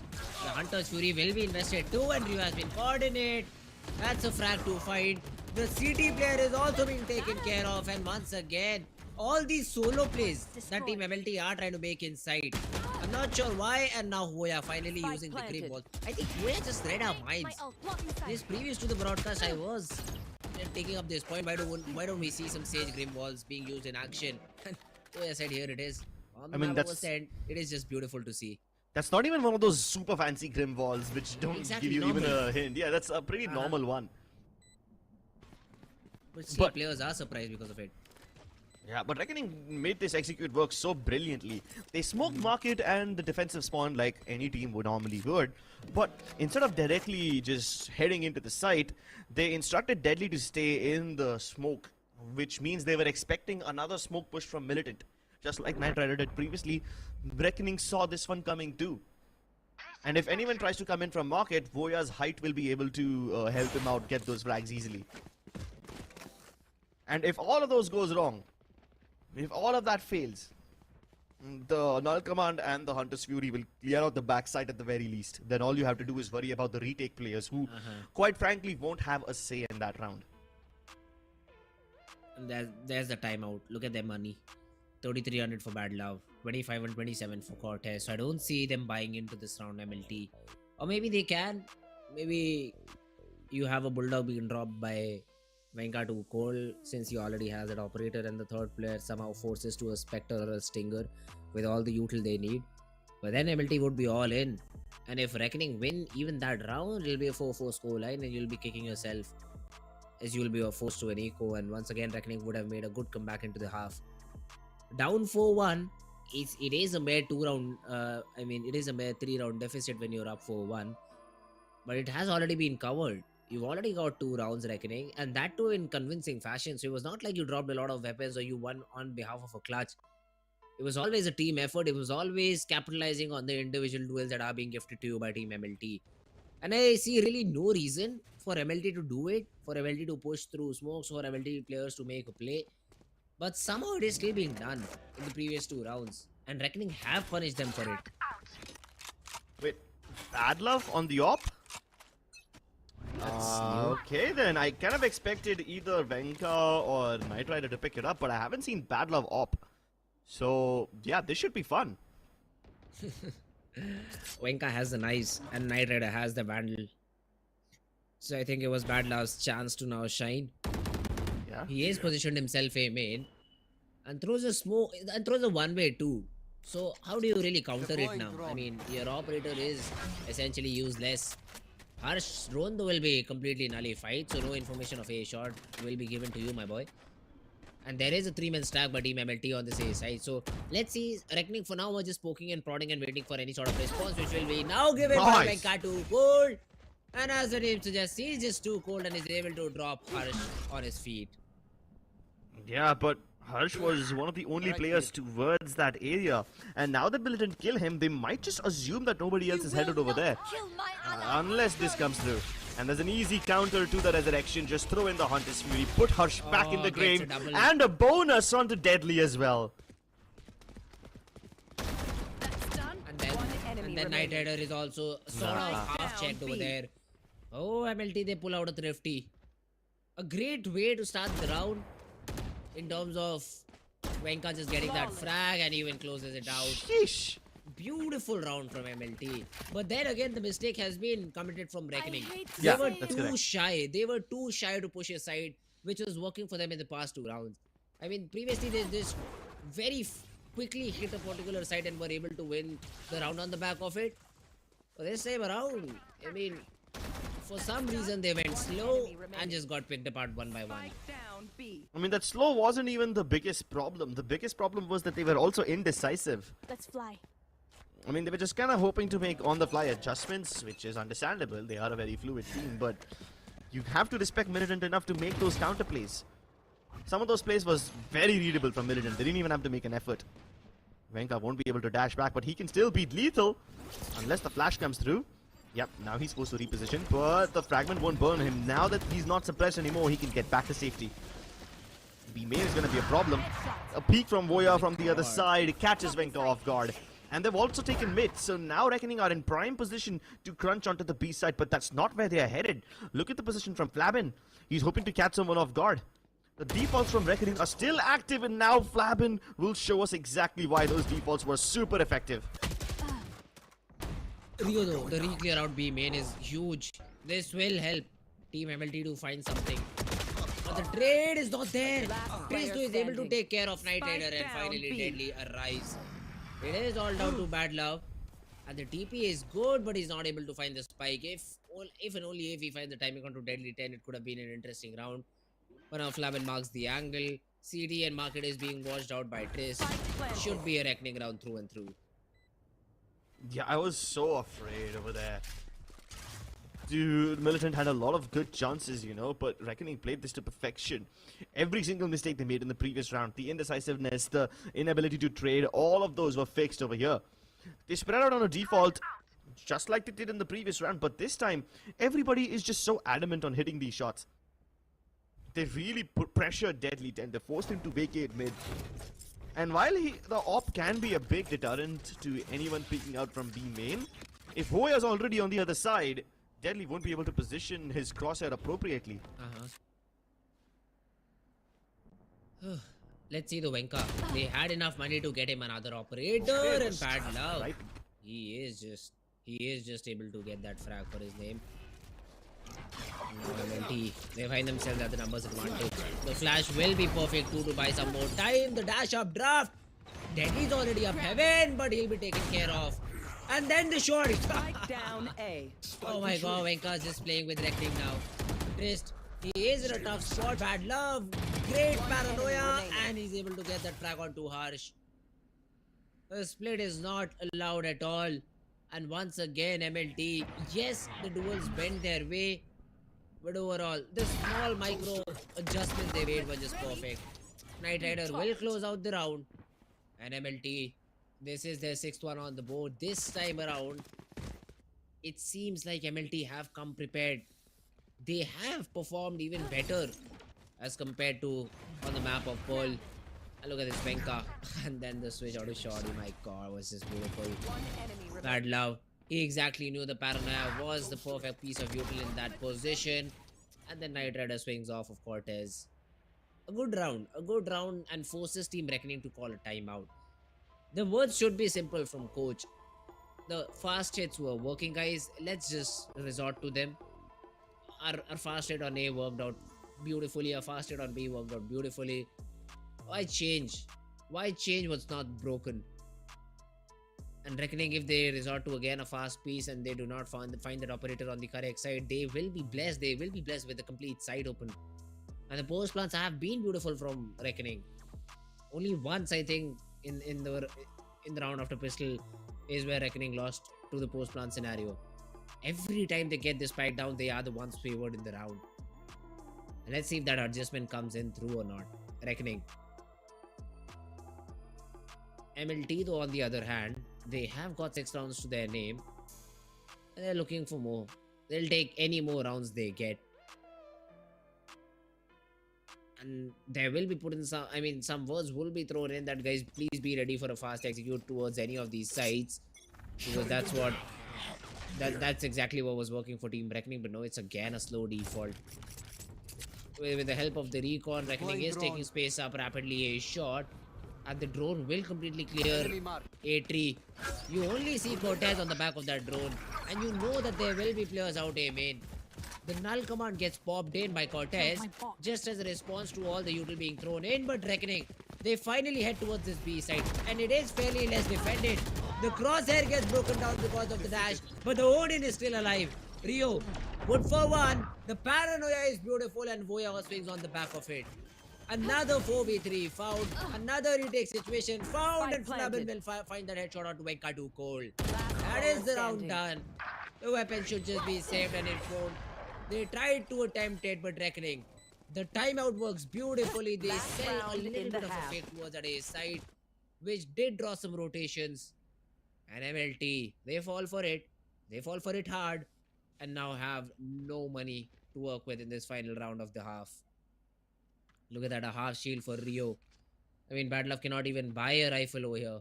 He needs to play on maybe a bulldog that gets dropped in from Venka to cold. So it's still not completely over this particular round for MLT, but they'll have a hard time getting those early duels in their favor. B-main aggression shown from MLT, but Reckoning, they are opting for a fast hit towards this A side. The smokes will be thrown in, the molly gets disrespected, and they're already into the side. Deadly gets in. Voya, yes, tagged up a little bit, but his life is still with him. He does not get taken down, and Reckoning find themselves in a 5v5 post-plant situation. Lockdown Bob, but Flabin will take the head of Knight Rider. The trades coming through. The lockdown is still there, finally to be broken down. But Venka, in the midst of all of this, is able to find a frag onto Trist. Deadly, up A heaven is trying to find a cheeky angle onto Rio. He's able to find nothing for now. Venka spotted. The trade is there. The player up A heaven just has to buy enough time. But Deadly decides to push. Nice. The shorty works. And now Venka in a 1v2 has the blades available. Is being spammed through. The first blade. No way! He gets the second. Does he have time? He's nothing. Does he have time? I think he does. I think he does. He's got this. My god, what a round. This guy is just too cold. And Reckoning had everything, for this one. They saw the lockdown from Knight Rider coming a mile away. There was even a Hunter's Fury used to kill the lockdown, and at the same time, Reckoning had their players dive inside just to make sure that there's no nasty surprises. But with the flurry of trades going in the favor of Militant Esports and Venka coming up huge in that last few moment, Militant are just perfectly positioned to win this game. They've gotten a lead after so long, not just in this match, but in the entire league, you know. And this is one of those games from Militant where they actually have hopes of winning. I hope they're able to convert this one, because then they will at least have something to show for this entire split. They've had troubles all throughout. I just hope that Militant are able to get at least one map win before they leave this tournament. Will they be able to close it out? We'll see in the second half. Hit for my wins, I need my ends. This life is real, can't play pretend. Came off the bench, I get it in.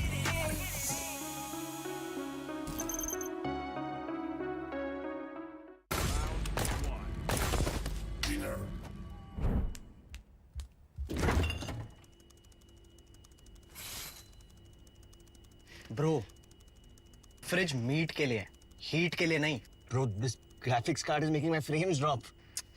Come with me if you want to get. The all-new Omen 16 with advanced Tempest cooling technology, now with 5 heat pipes and 4 thermal outlets. The Omen 16 with 12th Gen Intel Core i7 processor to make you forget your frame drops. Now that's cool. Game on with Tempest cooling.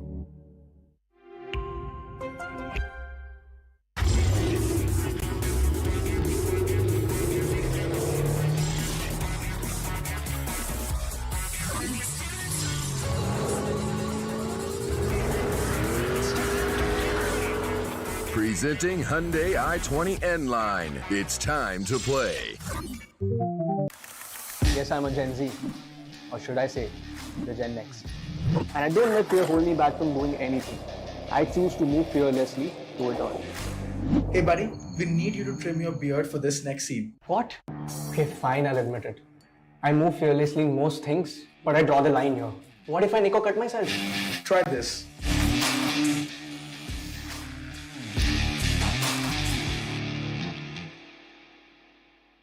Phillips. Hit for my wins, I need my ends. This life is real, can't play pretend. Came off the bench, I get it in.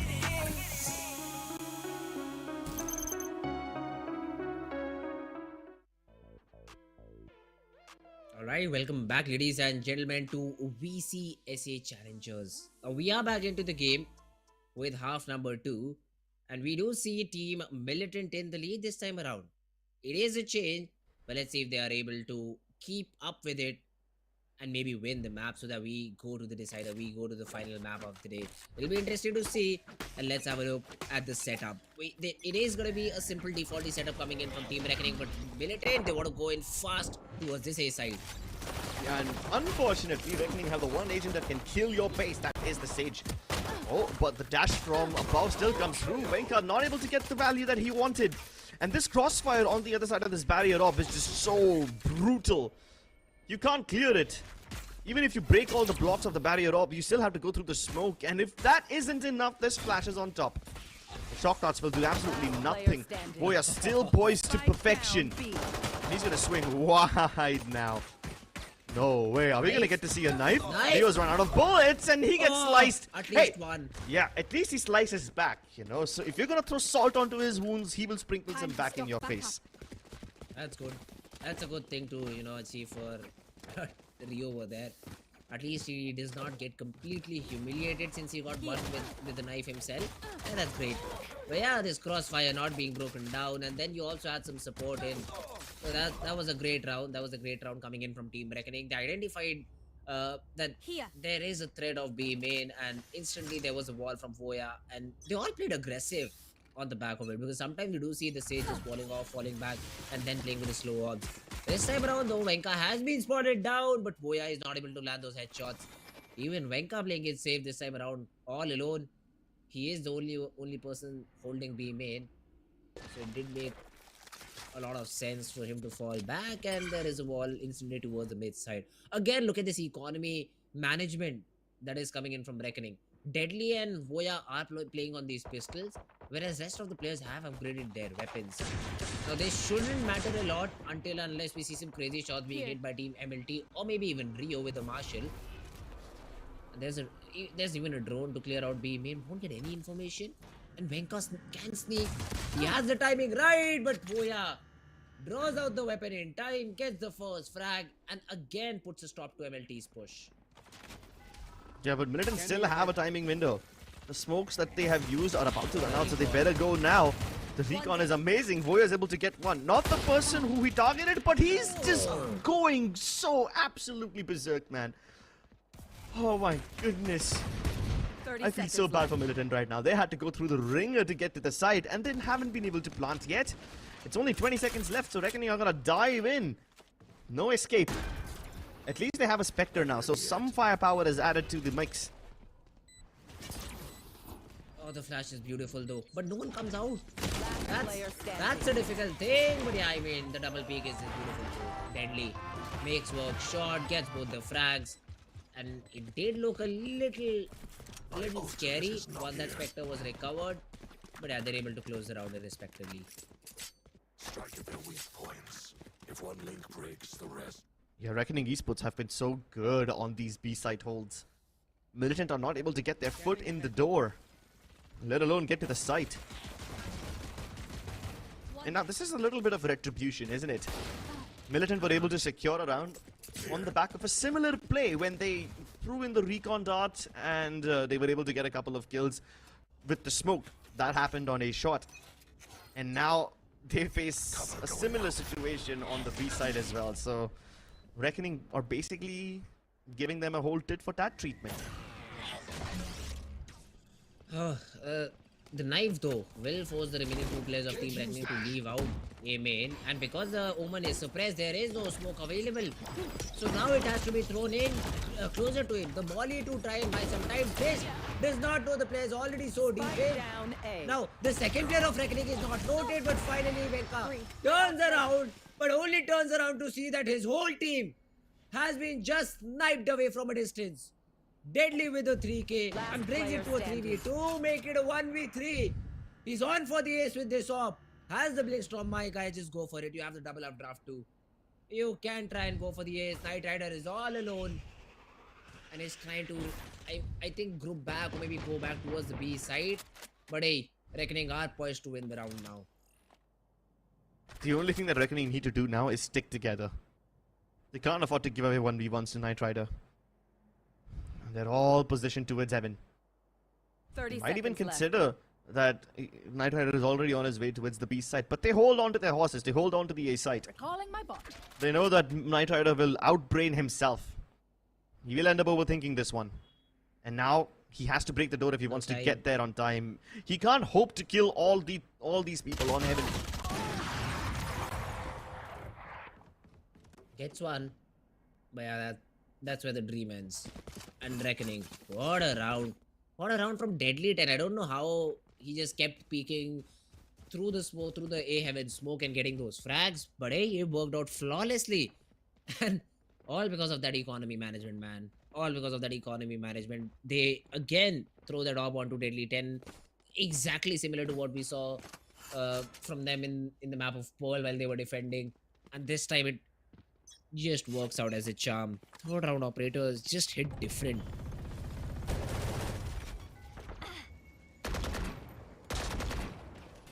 Oh boy, are just not ready to back off at all. Blocking sight. Deadly punishes Rio like he usually does. Deadly just doing deadly things. And there's a tiny gap which Hoya was looking to exploit, but now Knight Rider is wary of it. That's why he picked the Sage, huh? That's why he picked the Sage, and around him Deadly is also doing just perfect job. And there is some spam from Harsh too. So MLT just losing fights on all fronts that they were trying to take. And yeah, I mean, Battle Out tried to create an off angle, was trying to challenge that operator of Deadly. Won't be given anything else. There will be a smoke, they will still try to take B market control. But Hoya is ready. Hoya has a rifle and he is ready. A random shot being thrown in, the rifle will connect. And yeah, that should be the round. Reckoning. No way they lose this round from here on. Unless Wenka goes berserk once more. Oh, the timing. He almost had it. Deadly almost killed him, but now Voya swings out, and this time Wenka isn't prepared. Like we said, you can't depend on him too much for your success. In one of these interviews, Badman confessed that they rely on Wenka like 70% of the time, to which Wenka was like, oh no, it's not that high. Probably like 40 to 50%. Let me tell you, my friends, that number is still too high. My quiver is never full. What changes do we see? Do we see a timeout here from MLT?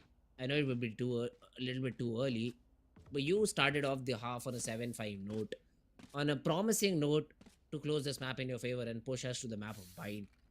But now 4 rounds back to back, and I could have agreed if the rounds were close. I could have still said that, yeah, I mean, MLT is still very much in the game, but all the rounds was just one-sided. It was again and again Reckoning getting those picks and winning the rounds. The only round where MLT had an impact was on that A side where Deadly got a 4K, almost the ace, and if he just keeps hitting shots like these, it would be impossible for MLT to come back into the game. Okay then. Ah, dirty. But I love it, because I just love shots like these being hit. Dirty, disgusting. All these filthy adjectives aren't enough to describe how badly Bad Love got done over there. I mean, there's a bad in his name, so you can expect that he gets that treatment. Okay, now I can't watch anymore. This is a bit painful at this point. No double swing from Cortez. I really thought that they would double swing the angle. I mean, there's no smoke to cut off the defensive spawn angle, so you might as well try to isolate the Odin, which has been present over there since, I don't know, like quite a few years now. Oh, he gets maybe the spam. Everything is going correct for Reckoning. I mean, this was a round where Reckoning were poised to, I mean, put up a fight. 30 or rather, MLT was poised to put up a fight. Oh, the no. shot get missed, and finally Rio is able to do something about it. Delhi's operator has been taken away. Come on, you wouldn't do your star player dirty. You've already done some filthy stuff. Why not add in a little bit more? Militant are about to run out of time, and they're being bombarded with the utility from Christ. At least they're able to bring it back to some extent, but this round is done. And Reckoning could have made this worse, you know, if they just waited 6 seconds to kill the remaining members of Militant, they won't even have any weapons and they wouldn't have had the money. Now that would be truly dirty.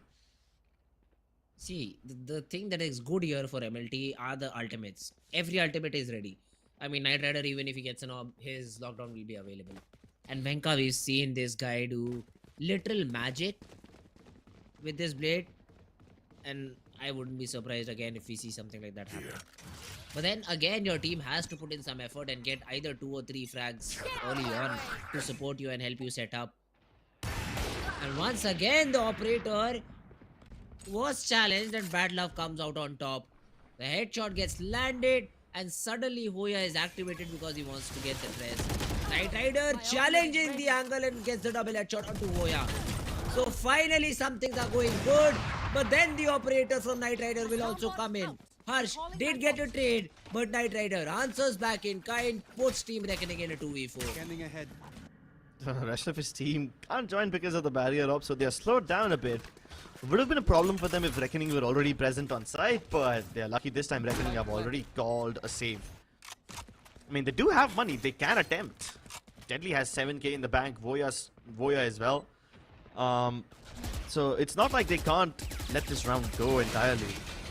The least that they can do is make sure that Militant can't carry these weapons forward into the next round, you know, just make sure they don't give them a free thrifty win and the weapons too. Take something away. Last player standing. The drone those spots everyone out, and now it's all down to Flaben. Bad Love is ready with the Odin, won't be able to get anything. They are desperately trying to get out of the site. Cortez was not very about the off angle but survives. And Flaben will maybe let Knight Rider go. The TP is there. But the headshot from Cortez is just better. So yeah, MLT, they do save 2 weapons. They are able to pull off a thrifty. And Reckoning will be hurt a little bit because of it. Yeah, but this round came at the cost of all your frag wins. You know, they weren't able to tactically outsmart Reckoning Esports. They were just able to win their duels. And while that's a very convenient way of winning, it's not consistent. need to basically crack the code. So for MLT, this round should be a no-brainer, I'd say.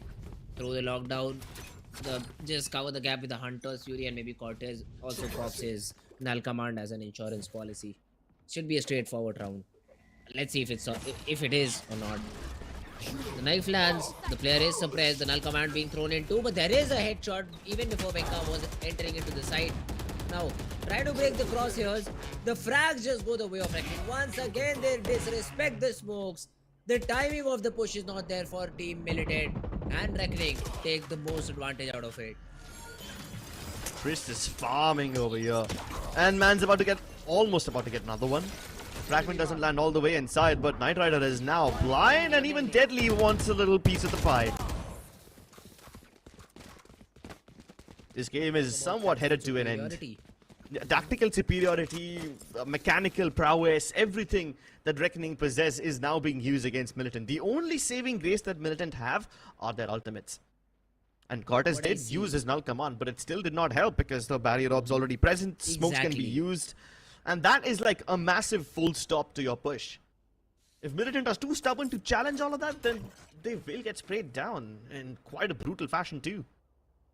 This is a superb composition, I'd say. Reckoning, they come in with a Sage. I was thrilled to see, but I wanted to see the practical usage of a Sage. And Voya has shown exactly that. Now, Flaben was trying to be super aggressive, but just get baited out by Venka 2-Cole's movement. And then his teammate Rio is able to scoop up that frag. And once again, Voya looking to be a little bit proactive. He has support from Harsh. The drone will be thrown in, but the Hunter's Fury has a response towards his side. Will get that first tag onto Harsh, but he survives. That's the important thing. And now MLT are also creeping up mid. This is another one of those rounds where MLT are winning these duels. I'd say they were given away the first frag for free, but then everything falls in place, and 9th round is where Team MLT are able to find themselves on. Flawless. Alright, I mean, I do agree that one of these rounds which MLT was able to win previously was on the back of frags, but this one was actually very, very smart. So the first win, understandable, that's a fair duel.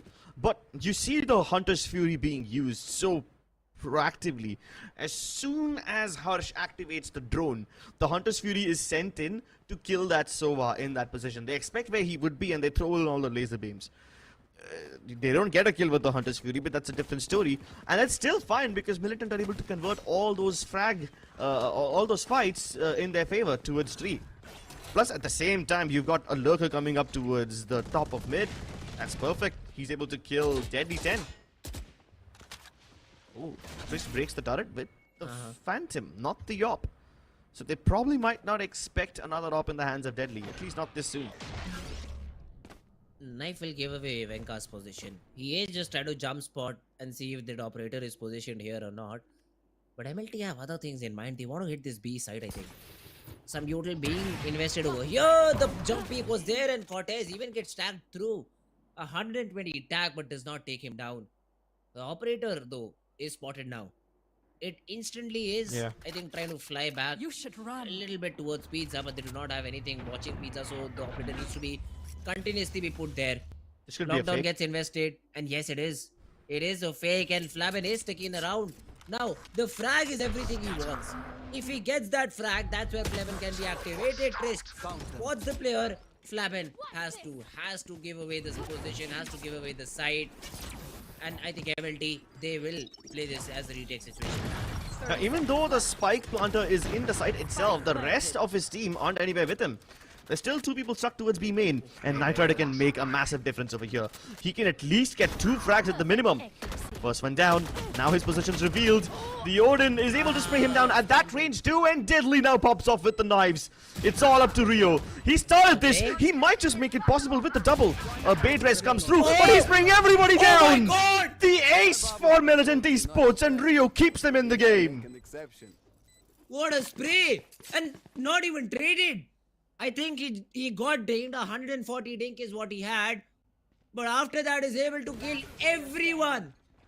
Everyone literally. See, these 2 frags are acceptable because both of them are low.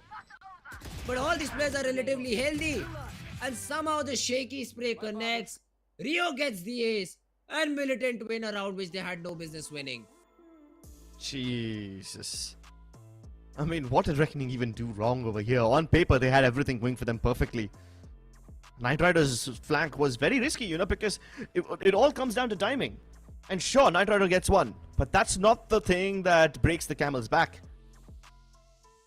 Oh, goodness.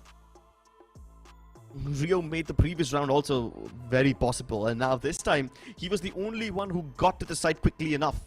The rest of his team were not joining him.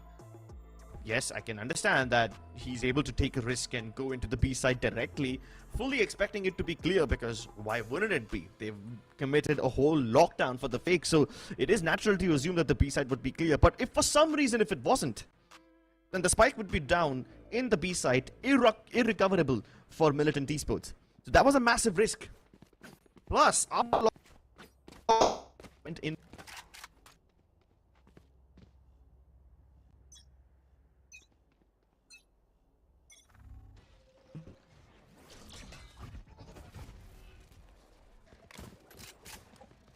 Ooh. For now though, Reckoning, Deadly 10 is still in that position and he gets taken care of, but Bad Luck does not expect Poya to be in this position. Oh my god, he just big brained the drone just with his wall. And yes, Cortez has the space, he has been tagged out because of the owl drone, but there's no one to spam through CT. And what is this round? Trist, he is so aggressive out here. If he gets the spike carrier, that would be just amazing. Both the players at the same time, and MLT get that flag. No one is expecting Venka to be so deep in the enemy lines. Finally, though, gets traded. But there's a second player. There's a second layer to it. Knight Rider gets both the frags, and MLT equalize the scoreline. Dude, Militant are playing so perfectly right now.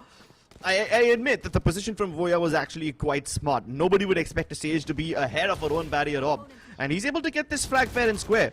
But then Trist, he wasn't supposed to get checked like that. And because Reckoning Esports have pushed way outside of A main, they assume that the rest of the A also would be somewhat clear, which is exactly what Militant used to sneak in from tree once more. Militant are using Reckoning's own aggression against them, giving them a taste of their own medicine, and Reckoning are flat out broke. They're almost out of money. This is the last of the weaponry that they can afford. Guardians, half shields, whatever else can be purchased with money is going to be invested. But they must get plenty of returns with this. Voya has used this off angle before. Will they check him? No, they don't. They just wide swing instead. They don't even want to offer this fight. Harsh has the Hunter's Fury. So MLT need to be very careful while trying to flood out through B main. And also the Odin, Deadly, spots the drone, takes care of it and takes care of Venka's head. That's a very, very important frag to find. Yeah, Venka has been heroic throughout the series. Of course, Rio also now wears a cape because of that ace, which is partially why this match is still going on. But Cortez with that null command can really change things. If he can somehow suppress Harsh, then the Hunter's Fury cannot be used, and he's already playing in such a deep position, nobody can back him up. Most likely, Voya is gonna get shut out from the action because of the smoke. Even a nanoswarm is put down simply so that he can't peek out and help out his teammates who are trapped in there. But this Odin can be a massive problem. The shock darts are thrown inside, but there's no flashes. He's still firing. The fragment finally kills him, but now there's enough time for Reckoning Esports to flood the site, and they've got the man advantage too. The knife will confirm the presence of most of the players inside too. The Hunter's Fury being invested. Rio won't be able to get anything. Voya on the other hand takes care of Cortez. Again it all falls down to Rio, but this time no more heroics. Reckoning they close the round and find themselves on the match point. They're not out of the soup yet. They're still in danger. Yes, they have the money, but so do Militant. They had Militant pinned down at one point, you know. At one point, Militant Esports were in the economic trenches, facing everything that Poverty has to offer, but now they are rolling in money and they can once again purchase weapons. The saving grace over here is that Militant have used up most of their big ultimates. So they don't have to worry too much. Reckoning can still probably close out this map, but Militant are well positioned to push us into overtime. The only impactful ultimate I'd say is available with Venka. Oh, okay. Harsh also has the Hunter's Fury available. Those are two very crucial ultimates. Ooh, look at this wall. It sets up Deadly with an off angle on top. Will Venka check about this? mid-bottom? I mean, the flash will force him to leave that angle. And now Venka. Now won't definitely check the second player, or does he? That's the question. No, he does not. Jib baited. Jib baited in that corner, and Hoya gives his teammate the early advantage they needed. And they can't even trade him out because of the smoke. And then Deadly is also there. Oh my god, the crossfire is just immaculate. Reckoning, I think they've just done it. They have managed to get the round and the series too. He pulls out his Hunter's Fury. He thought that he's gonna get rushed. But now backup from Reckoning has also arrived. They're marking every single angle. Deadly holding a very tight angle. Harsh, on the other hand, is playing in a very shallow position, right up on top of the boxes. Militant will have to make contact plays. They can't afford to use utility anymore. And Deadly goes for the jump spot. There goes your surprise. Smoke to clear him away. But that's a fake TP. He tries to make a play. Harsh will be able to follow up. And if someone gets revealed over here, then Rio will be a dead man, but he makes an opening for himself. It's gonna be a mad dash for him towards the A site. He's fully expecting resistance, but Flabin holds his ground. Flabin knows the clock is ticking in his favor. He can easily catch Rio off guard, and there it is, ladies and gentlemen. MLT Esports giving Reckoning a very tough fight in the last game of their series. But Reckoning survived the storm. And Venka can once again dual wield his sheriffs. Oh my god. Now tell me, Clips, who is more entertaining? Is it Paradox or is it Flabin? I mean, this game was entertaining. For sure. There were so many moments where Militant were able to find all these gaps. Not just on Ascent, but even in the previous map of Pearl.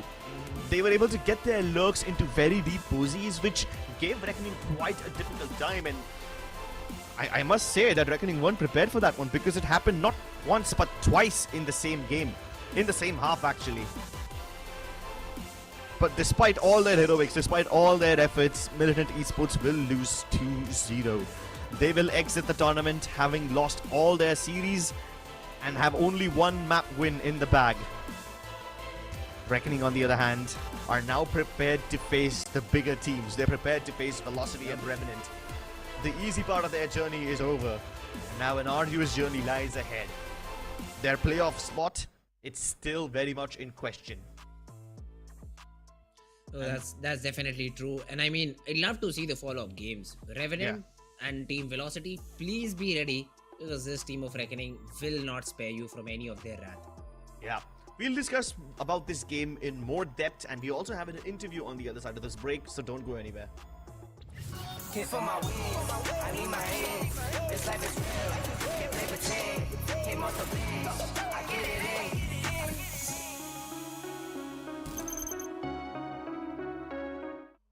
Feeling under pressure.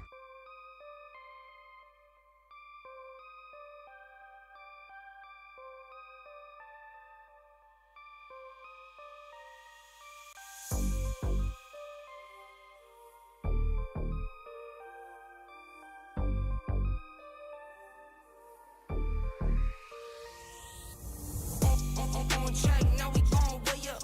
W's as easy as a layup. Working late, stay up. Counting all the way up. Counting blessings, yeah, you know we pray up. Way up. On track, now we gon' way up. Now we gon' way up. Now we going. On track, now we gon' way up. Now we gon' way up. Now we going. Keep the same energy. Work on being better when I'm 70. Your drip is just a water spring. You know I drip different, this the 7 seas. I deal with life different, make that lemon squeeze. Went off for my style and identity. Better bounce back and get the cheddar cheese. I guess that's why they envy me. On track, now we gon' way up. W's as easy as a layup. Working late, stay up. Counting all the way up. Counting blessings, yeah, you know we pray up. Way up. On track, now we gon' way up. Now we gon' way up. Now we going. On track, now we gon' way up. Now we gon' way up. Now we going. I got his band like I'm Barry Bonds. Running through the money, but the money's long. I don't love it, but I need it, keep it coming on. Only friendly, me and friends, we don't get along. I put that on my name, that I put them on. I put myself on stage as they sing along. might book a session, do 100 songs. I'ma let you hear them just to prove you wrong. On track, now we gon' way up. W's as easy as a layup. Working late, stay up. Counting all the way up. Counting blessings, yeah, you know we pray up. Pray up. On track, now we gon' way up. Now we gon' way up. Now we going. On track, now we gon' way up. Now we gon' way up. Now we going.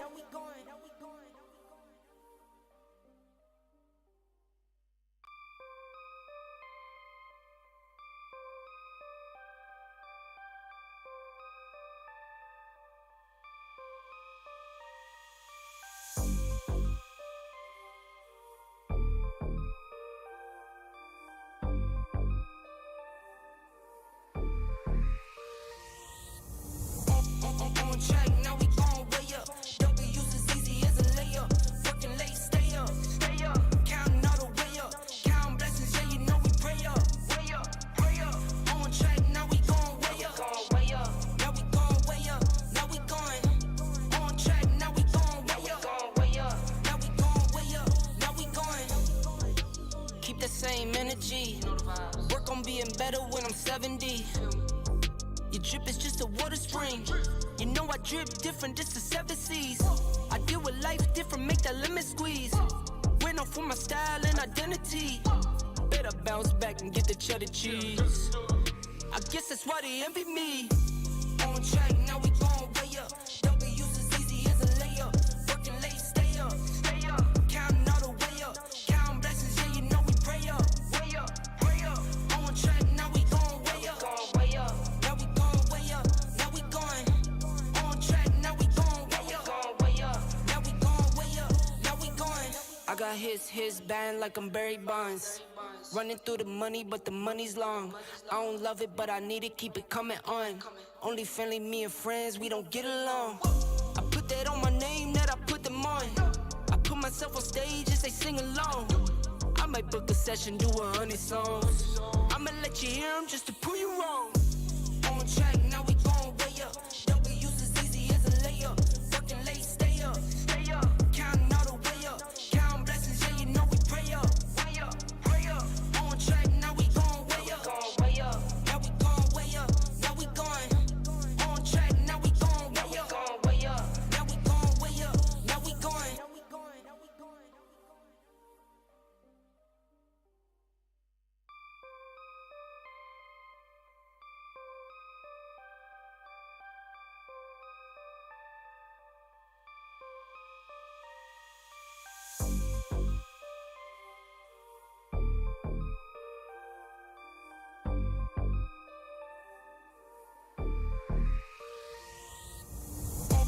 On track, now we gon' way up.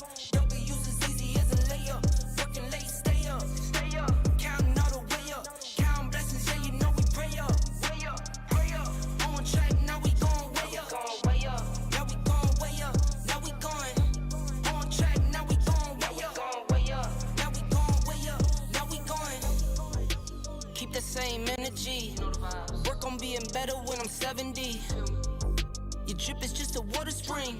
You know I drip different, just the 7 C's. I deal with life different, make that limit squeeze. Went off for my style and identity. Better bounce back and get the cheddar cheese. I guess that's why they envy me. On track, now we gon' way up. W's as easy as a layup. Working late, stay up. Counting all the way up. Counting blessings, yeah, you know we pray up. Pray up. On track, now we gon' way up. Now we gon' way up. Now we going. On track, now we gon' way up. Now we gon' way up. Now we going. I got his band like I'm Barry Bonds. Running through the money, but the money's long. I don't love it, but I need it, keep it coming on. Only friendly, me and friends, we don't get along. I put that on my name, that I put them on. I put myself on stage as they sing along. I might book a session, do 100 songs. I'ma let you hear them just to prove you wrong. On track, now we gon' way up. W's as easy as a layup. Working late, stay up. Counting all the way up. Counting blessings, yeah, you know we pray up. Pray up. On track, now we gon' way up. Now we gon' way up. Now we going. On track, now we gon' way up. Now we gon' way up. Now we going.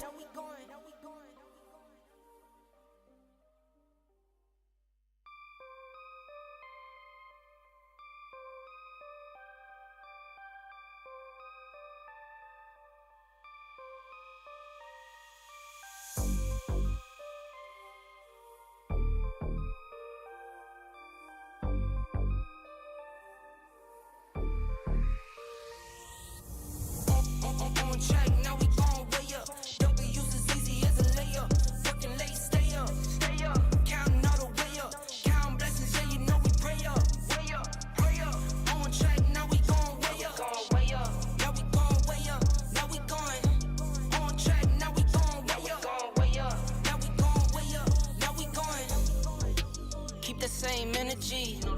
Work on being better when I'm 70. Your drip is just a water spring. You know I drip different, just the 7 C's. I deal with life different, make that lemon squeeze. Went off for my style and identity. Better bounce back and get the cheddar cheese. I guess that's why they envy me. On track, now we gon' way up. W's as easy as a layup. Working late, stay up. Counting all the way up. Counting blessings, yeah, you know we pray up. Way up, pray up. On track, now we gon' way up. Now we gon' way up. Now we going. On track, now we gon' way up. Now we gon' way up. Now we going. I got his band like I'm Barry Bonds. Running through the money, but the money's long. I don't love it, but I need it, keep it coming on. Only friendly, me and friends, we don't get along. I put that on my name, that I put them on. I put myself on stage as they sing along. I might book a session, do 100 songs. I'ma let you hear them just to prove you wrong. On track, now we gon' way up. W's as easy as a layup. Working late, stay up. Counting all the way up. Counting blessings, yeah, you know we pray up. Pray up. On track, now we gon' way up. Now we gon' way up. Now we going. On track, now we gon' way up. Now we gon' way up. Now we going.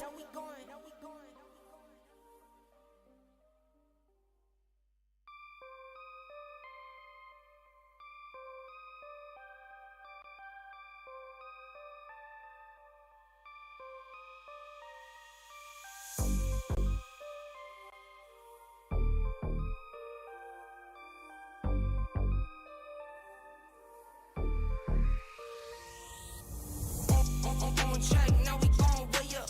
W's as easy as a layup. Working late, stay up. Counting all the way up. Counting blessings, yeah, you know we pray up. Pray up. On track, now we gon' way up. Now we gon' way up. Now we going. On track, now we gon' way up. Now we gon' way up. Now we going. Keep the same energy. Work on being better when I'm 70. Your drip is just a water spring. You know I drip different, just the 7 C's. I deal with life different, make that lemon squeeze. Went off for my style and identity. Better bounce back and get the cheddar cheese. I guess that's why they envy me. On track,